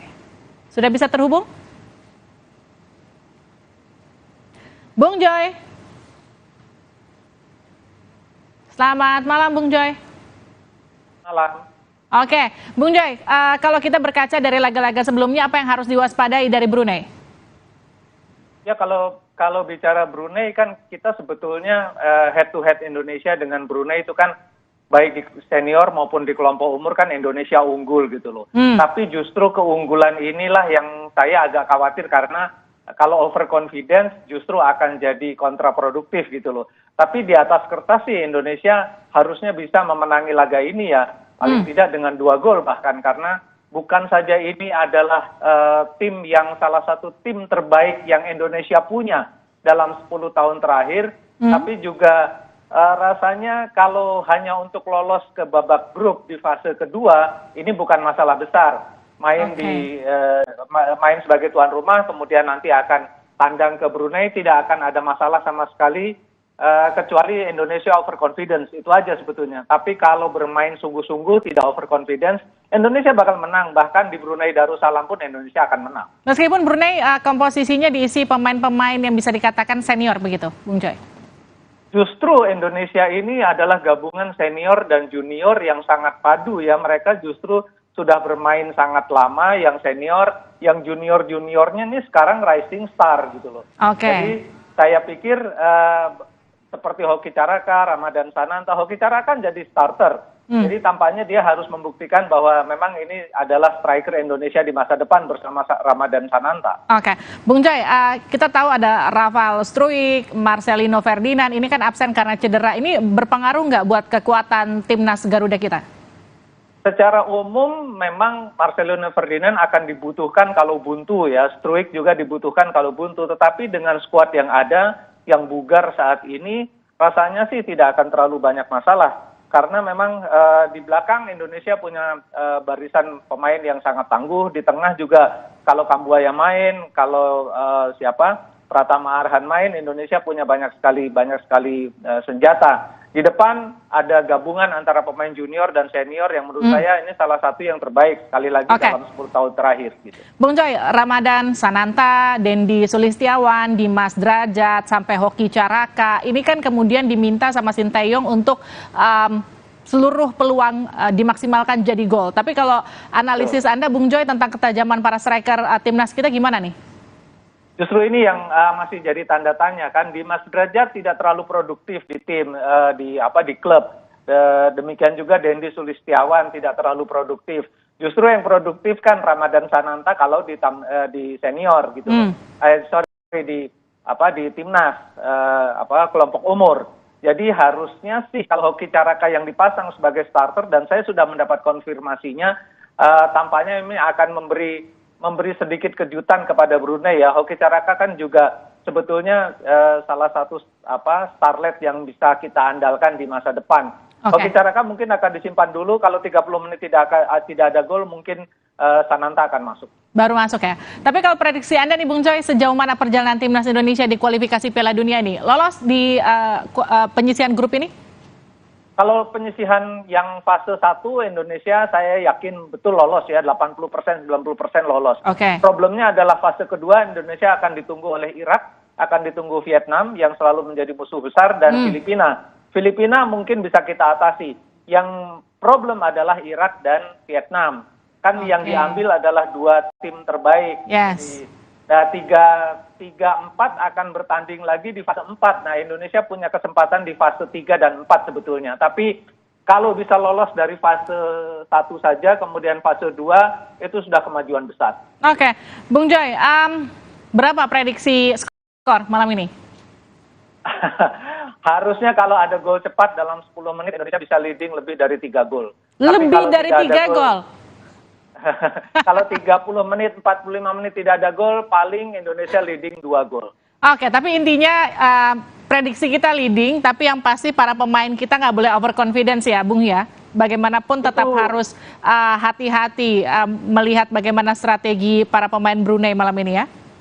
Betul, apalagi dalam pertandingan terakhir lawan Brunei, walaupun di kelompok umur kalau tidak salah itu kan Indonesia menang 7-0 ya, dan ini yang bisa membuat pemain-pemain ini besar kepala gitu. Nah ini saya yakin Sintayong sudah bicara bahwa tidak boleh besar kepala melawan Brunei Darussalam yang dalam sejarahnya memang tidak terlalu bagus sih, mereka main bola masih jauh lebih bagus Vietnam, masih jauh lebih bagus Filipina gitu.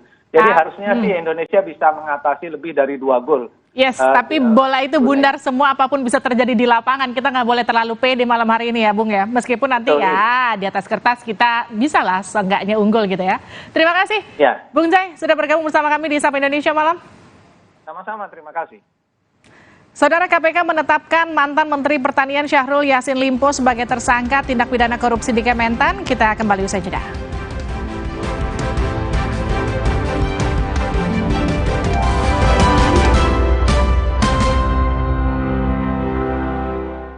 Jika anak demam, Bodrexin solusinya. Bodrexin demam sirup untuk anak usia 0 tahun ke atas. Baru Bodrexin demam forte untuk anak usia 6 tahun ke atas. Formula efektif bantu turunkan berbagai macam demam. Bodrexin demam cepat turunkan panas demam anak.